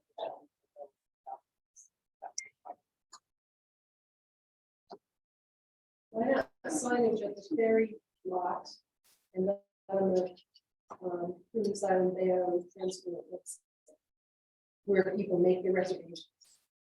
I mean, that's a possibility. We can talk about that. Yeah, I think one tricky loophole is that if people are fishing, we're not allowed to tell them. So if somebody's actively fishing, even though we know they're likely going to be camping later, we're not there when they're sleeping. We're not allowed to tell them. The hours match, say, boat park and open sunrise and sunset. We don't close down the end of the reserve. People are allowed to fish out there whenever they want. So, I mean, I can talk to enforcement about putting up signage that indicates, you know, not to dusk. We're not technically a state park, so we're a little bit different. We're a hunting zone, you know, we're fishing access. Pete Wendolowski, Alden Ave, 0129 Alden Ave. This has been going on down here for 2-3 years. And it seems like it's getting worse and worse. You call DEM, DEM says it's Portsmouth problem. Portsmouth says it's DEM. Nothing's ever been done about it, and it's getting worse and worse. It started with 3-4 people, now you're up to 30-40 every weekend.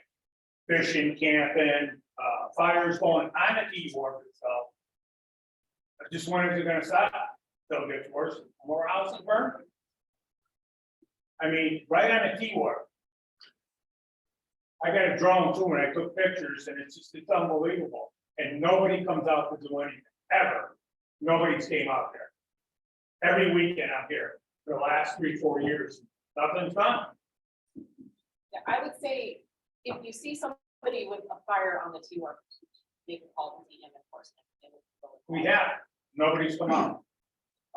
I called Portsmouth says call DEM, the lady down there tells me, well, by the time we dispatch somebody in a boat, we don't have anybody right now, it's the same thing every weekend. It's just, it's gotta stop. I mean, you talk about fires, you had 3 houses burned last year, you had no rain this year. And what's up there, I mean, right on the T-Wharf, that don't take very long to spread down And if I just, so I think from our standpoint, of course, the reserve, we're not enforcement, we need to give this information to enforcement. So I'm starting with a log at our facility. We need to write down when this stuff is happening so we can demonstrate how big of a problem it's become. And it's my, and like I've only been here 2 years, but it does seem like it's getting worse. there. So, It's, and it's the drinking, the language. Yeah. People want to go down there fishing with their kids, they can't, they get all mad, they're driving by screaming, throwing bottles out of the truck. I mean, it's just getting worse and worse. It's not getting any better. so And like I said, nobody's came out at all in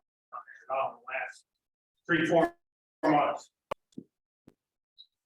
well, and I'm happy to relay any of that information. Again, the more we can demonstrate that it's becoming a huge issue and that it's getting worse, I think we can make the case for more presence. Like maybe just make sure that they do a patrol on a Saturday during the high season, if that's what it takes. Hopefully, if that happens, if people get cited, we're gonna get around, but I totally agree. Be cited, they should be arrested. I don't think you can drink on public property like that, and use that kind of language. And, campfires and camping out, it says no camping, no, and they've been doing it right along. And it's just getting really escalated pretty good now. There's like 30-40 people 2 weekends ago camping out. Not 2 or 3, 30-40. Yeah, and they're not very nice on the fair to eat. If I may, Chief. I know it's unusual for me to sit in the back room and not say anything. I approached this with the chief probably 2-3 hours while I was doing insurance in the office. Obviously, I wanted to go down there early this morning, but unfortunately, I tied up boats. He had offered to stay over a while longer. The hour I think it went down, so it wasn't ignored. The unfortunate part is, I've been obviously on the island for 5 years, working just shy of 4 years full time. DEM has, I'm going to say, blown us off. So it's come to a point, like I told the chief, who's going to take responsibility? Whose responsibility is it? He obviously has a budget to stay in, the state-owned property. And I'm going to be honest with you, I've seen DEM out here probably 4 times to utilize the bathroom as a property. We did have a problem, and I did put a request in, the chief followed up with it, where the DEM chief had conversed with the chief, and they're supposed to get back to us on hunting issues that we've been having, but obviously that fell at the wayside.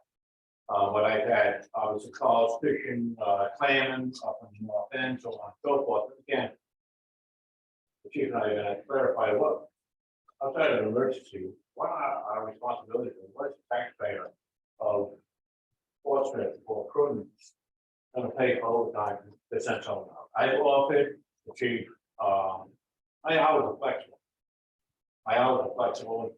Caitlin had spent probably pretty close to half hour, 45 minutes with her the other day, in which now it's not even only just the weekend, Friday, night, Saturday night, I guess being developed into the midweek, where I suggested to the chief a couple hours ago, maybe we can get someone off there, gonads over in Providence, Promenade Street, and maybe synchronize the time where I can be on duty as well as a DEM officer and dip it at the club, be it 5 visit like today. Whether it be once a month, whether it be once every 3 weeks, whatever it may be. But I think once you start handing out over the citation, I can't even get a speech here without. Of course, someone that wants something for nothing. But I think, like I said, I think the chief and I can work on maybe hopefully setting something up where we can have a little bit of flooding. They were here, I believe it was last Friday night, I wasn't even aware of it, it was helpful if I was, where they did come down, they did catch some undersized fishing, in which they were on the Bristol side, ended up citation that morning at 8 o'clock. They picked it up the boat. So maybe the boats rock a little bit over in Providence, maybe we'll rock a little bit more. But we're aware of the issue, like I said, the chief and I will take a rundown this afternoon. He'll have an occasion to see what's going on down there and get a little bit of insight of what you can expose maybe in Providence. We'll go from there. Thanks, guys. Just to follow up, Joe, you did talk about right from the team, we're planning on going right after students. And what do you put on discussions? That's about the epoxy.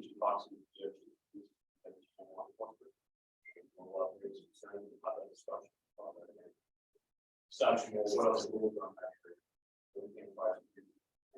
So that's something we're gonna have to look at. We got it. So stop it. Thank you. I think a couple of you mentioned still there. This has been a really good discussion. I personally am not aware of this. I'm a full-time resident. So you don't know the problem exists. And going as a citizen. But the thing that really is we've had 2 solid months or so of incredible drought. And if we've got a bunch of videos coming, grills going, campfires, and God knows what, the sites on the T-dock, I mean, any number of campsites that are out there. And we have this lovely prevailing southwesterly wind. And you end up setting that place on fire, it is going to be just like California or worse. And I guarantee you, water is not going to be a big enough barrier to keep it from going across the street, right up the middle of the island.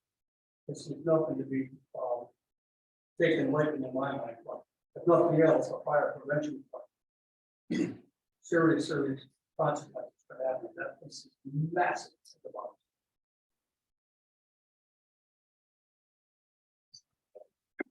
Fire department. If,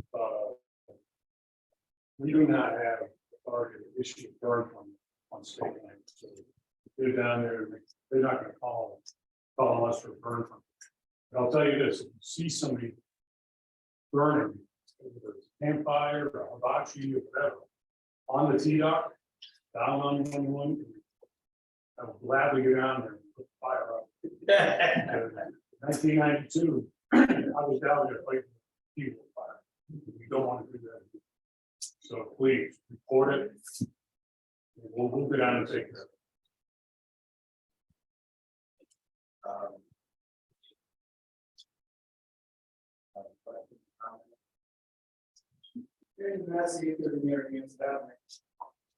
It's a common subject that is brought up, parking in Bristol. When you rob and run property and sold, they're gonna start moving construction, probably means at some point, we're gonna start moving more and more properties. I know that the town, in the town of Bristol, they have been doing a 15-year deal to have a ferry dock running there, where I think we're 5 or 6 years into that, so now we're 9 or 10 years left on that contract. Has the town done any more surveying of looking for a spot within the town of Portland for a ferry dock?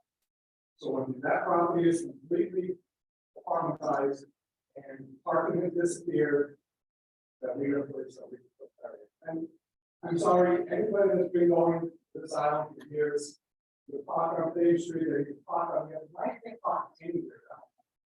It's costing us $1,600 a year to parking spots in the town lot that Robin owns. I'm assuming those are going to disappear. Robin is leasing out spots. There's going to be no parking left for people that work. I think the town actually needs to start. You're 9 or 10 years left on the contract with Bristol. And by the way, Bristol did that dock with federal funds. When we reserve some sort of federal funding that we get to build a dock somewhere, and I sat with having somebody else. That's beautiful. place that was actually viable, but. It's gonna be a lot of work. You're gonna think yes. Yes, I know the answer. Yeah, and I know- You're absolutely right. A number of years ago, this was very, very hot topic. And Rich was kind enough to spend the better part of a half a day with me on the mainland side in a personal vehicle, traveling the entire perimeter of Portsmouth waterfront. And I can tell you from that experience, there was not a single linear foot of Portsmouth waterfront that was not already obligated, with the exception of what you just discussed over, if I understand what you're talking about, you said River Falls. South of Melbourne. It's something between Melville and Old Yachts, that last little remaining chunk of property there. It's, I think it's still maybe where the brick buildings are. No, I'm talking with a program that is Weaver Cove, it's actually, that's what it's called, it's south of, Weekly Yachts. Okay, I understand. So it's, you're actually talking about physically River Falls. Because that's, I think I was in that meeting with you, that was the only place that, like, maybe the town owns a little spit where there's a part of tank farm, but there's some tanks there and the leaves, you know, and that, and the other, only other place was Weaver Cove. Breakwater, parking, dredging. Yeah. But. Yeah. 9 to 10 years, so this contract comes up again, and the person said, no, we don't want to do that. And we're out again. Beyond the River Falls piece, which I guess from the real estate point of view, I think there's also a council in the property that gave that property before, either that property to the town or River Falls. I would certainly defer to Rich on those details. But the one question that I get a lot is, well, what about that piece of former Navy property between the yacht club, or the marina, and the boat builders at Hinkley, that little wedge in there, where they used to have a tanker access, you know, from the tank farms and so forth. And what people don't realize about that is that place is so contaminated, it's literally qualifies as a Superfund site that would take millions of dollars in cleanup and remediation before anybody could ever do anything with that property, which is unfortunate because there's a substantial amount of acreage there that would handle easily a pier, parking, easy access up and down Stringham Road there to the main areas of Portsmouth. But just financially, I think it's just out of the question, frankly, the reason to do that. Enough for me taking note on it. Oh, I see that, yes, so when you look at the census, there's no place on the west side of the island. Everybody always says, why not leave the coast, exposed, and name it's essentially exposed to the currents, to the weather, it's not viable. So that leaves the east side of the island. We'll continue to research this, somehow there is any plans, Office and counterparts in Bristol all the time. But that's what we're hoping to close that dock. If that were to happen, we would go into emergency mode. Well, before that would have to happen. Now you're talking the east side of the island. Which is a much more complicated view.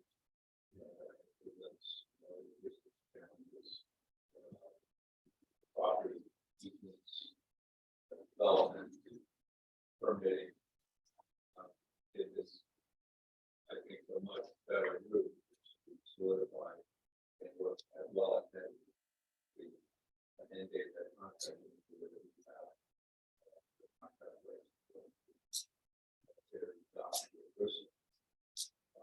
That doesn't say. And one additional, this year, they took away every property for, on Ferry Dock itself, the spot right across from the Ferry Dock, it's blocked up, probably in the next month or so. You all parking on the streets. Further issue that's been brought to my attention, it's just anecdotal. Apparently Bristol was also getting quite irritated with the fact that on peak travel time, holiday weekend or whatever, the queue to load the ferry It's all the way out onto water, onto Thames Street, back up north, as people are all on the line, eliminating that road down to a single lane in both directions. And because there's no place on the dock to queue the cars up. It's not like we were doing one thing, waiting to get on the, the Long Island Ferry, you've got 690 wide car waiting to get on the ferry. So that's further causing content issues. Put that in your pocket as well. I don't know what they do about it, other than relocation purpose.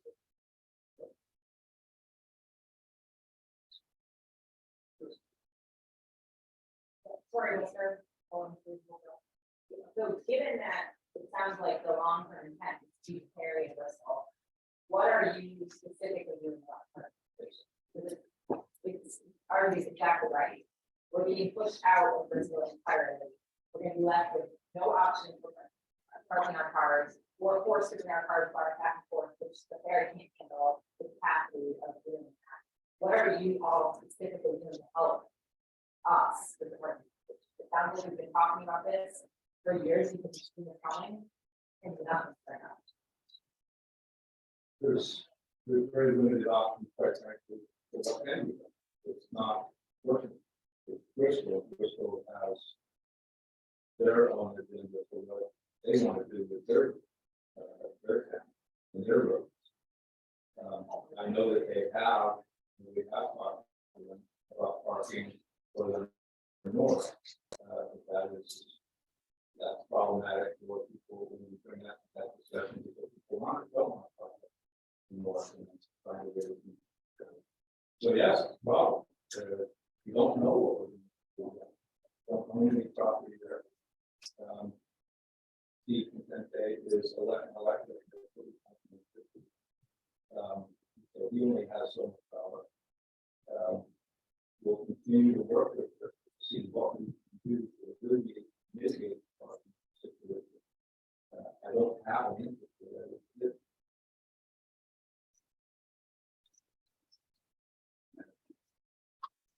Very quickly, 0150. Has anybody reached out to us? Thank you. To find out what his plans are, because the plans that I looked at, first of all, I do not think he sold the property. He has hired a company to do the conversion. And what I looked at the plans, I haven't seen anything recently, but like a year or so ago, they were planning on putting majority of tenants parking underneath the building and still leaving areas that RJ was talking about over the parking. That's what was on the drawing. So it's a possibility they may be still considering rent out spots, but somebody should establish that. That's on you, so that was the intent. I don't know if that.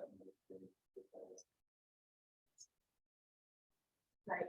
On that, we went to the town council first, on that, and that those pieces of property are included in the sale. And what they said was that the parking underneath the building would accommodate one vehicle, and there would be remaining parking for a second vehicle, gas, et cetera, and lots that, so I don't think the intention is that for use. Yeah.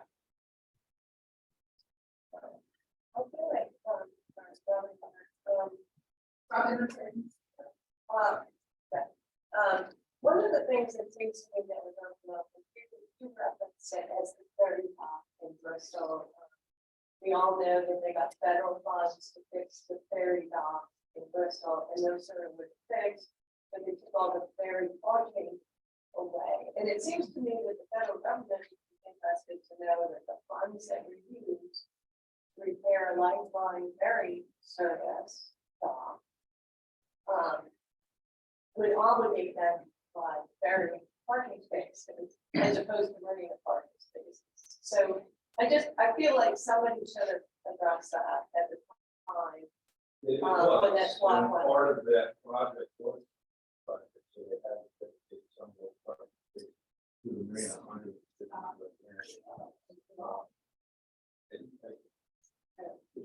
I get it,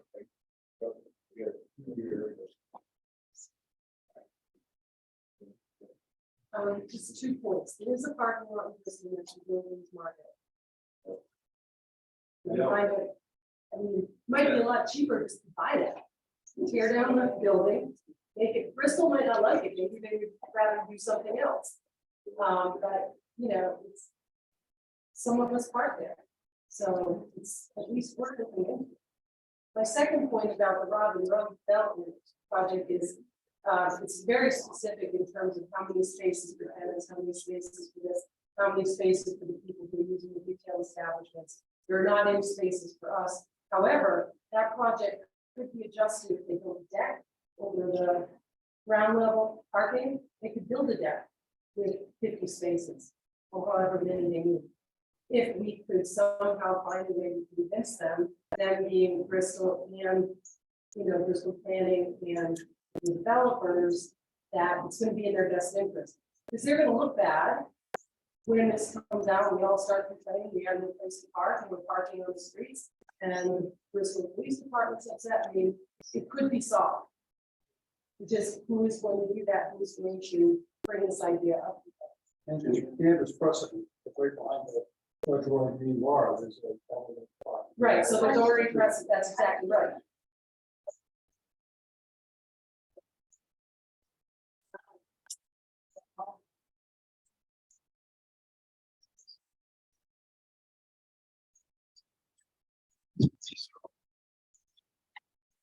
Probably good ideas, but it also starts with who owns the property, and there's a lot of liability associated with things.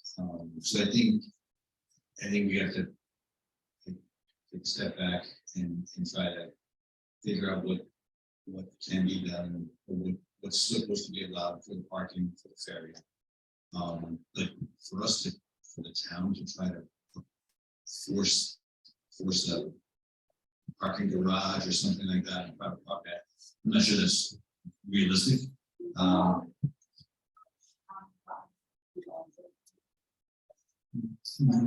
Right, but then they're gonna charge you for those parking spaces. No, but I mean, but I'm saying like a parking deck, parking garage is pretty substantial. And then when you're in the downtown of Bristol, there's probably things that we just not even thinking of. Maybe. So I mean, these are all good ideas and maybe they could be better. We're not gonna solve them today, but I think what you bring up points about what we need to be prepared for if we need to find a new home. What are those options?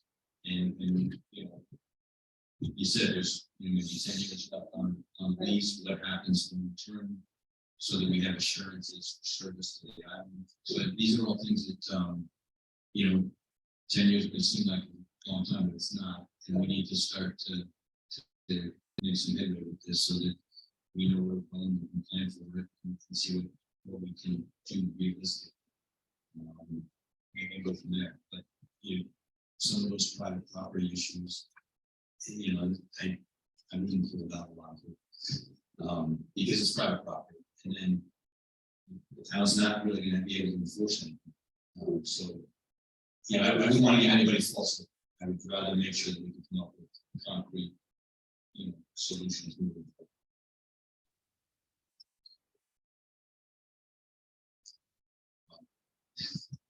Is there any questions, comments? I know we have our representatives here. Quietly, any comments, thoughts? Just when we get opportunity. I can just say, as a historian, it's so frustrating. We don't have time to go to school. You know, I try to go to the library. We couldn't even go between the look in and everything else. It's a real issue that I share in my frustration. I don't know what the answer is. I suggested parking the garage, behind the library, another day. Then there's the whole historic district. I don't see. I think we should be doing this parking in some of those lots. And whether it's a historic district or not. I always try to think about it, not only the It's a huge problem. Then they've got that cruise ship. Go to the rail. They want it out of the for money. And you come over to shop. We go to the markets there, they'll be on your side. So that's, I know a lot of, they like it, they shop there. Use it down. But like I said, it's not only your problem to you, it's everybody who lives. It's the downtown, it's just, especially these. I'm really sorry, I wish I hadn't, I think it was just start looking really quickly to find somewhere. As far as the what we're doing now, the last thing I heard, as following the town council was saying, is that they're going to do a portal across the street. So not only are they going to go on the road, but they're trying to negotiate some affordable housing in that parking. And that's taking up more space. So that's. They may have to go. That's right. I heard those, that they were looking at vertical necessary funds for that renovating existing property, stacking them out, and sitting in Bristol, bringing them up and make it work.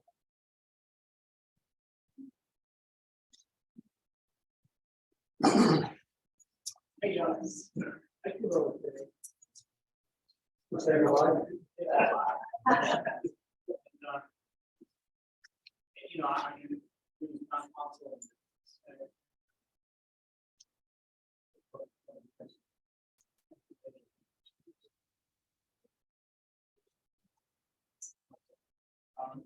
Many of the issues that covered off the says, I'm not running for reelection, so this is sort of my last visit with you folks. So I believe it's been to work with you.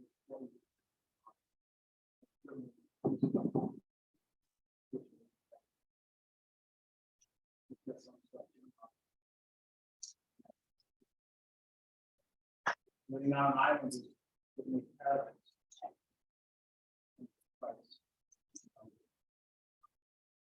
So I'll just say. Can you speak up, please? Yeah, I'm done. Not ready to go. I can overthink.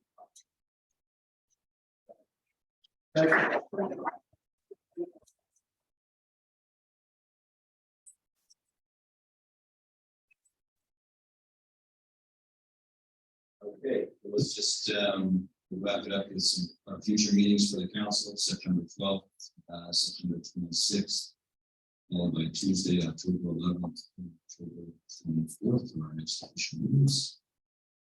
And one thing about future meetings, you don't have to wait till September every year to bring something up to the town council. We have the ability to do things virtually, so we can come here and full out. If you have an issue where you say, hey, I want to see if I get this ahead of the game, when I come back up in June, ask to have it put on the agenda. You can put, you can participate and put things on the agenda remotely. We have to be there. So if you have an issue you want to discuss with the town council, you don't have to wait till this meeting is September. They're all year. Every second and fourth Monday. Except for what Christmas. Yes, Sunday, on Tuesdays, it's like.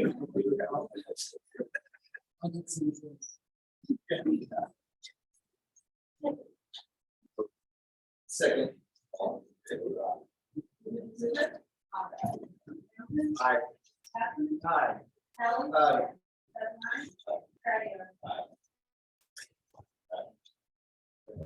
Thank you all. Thank you.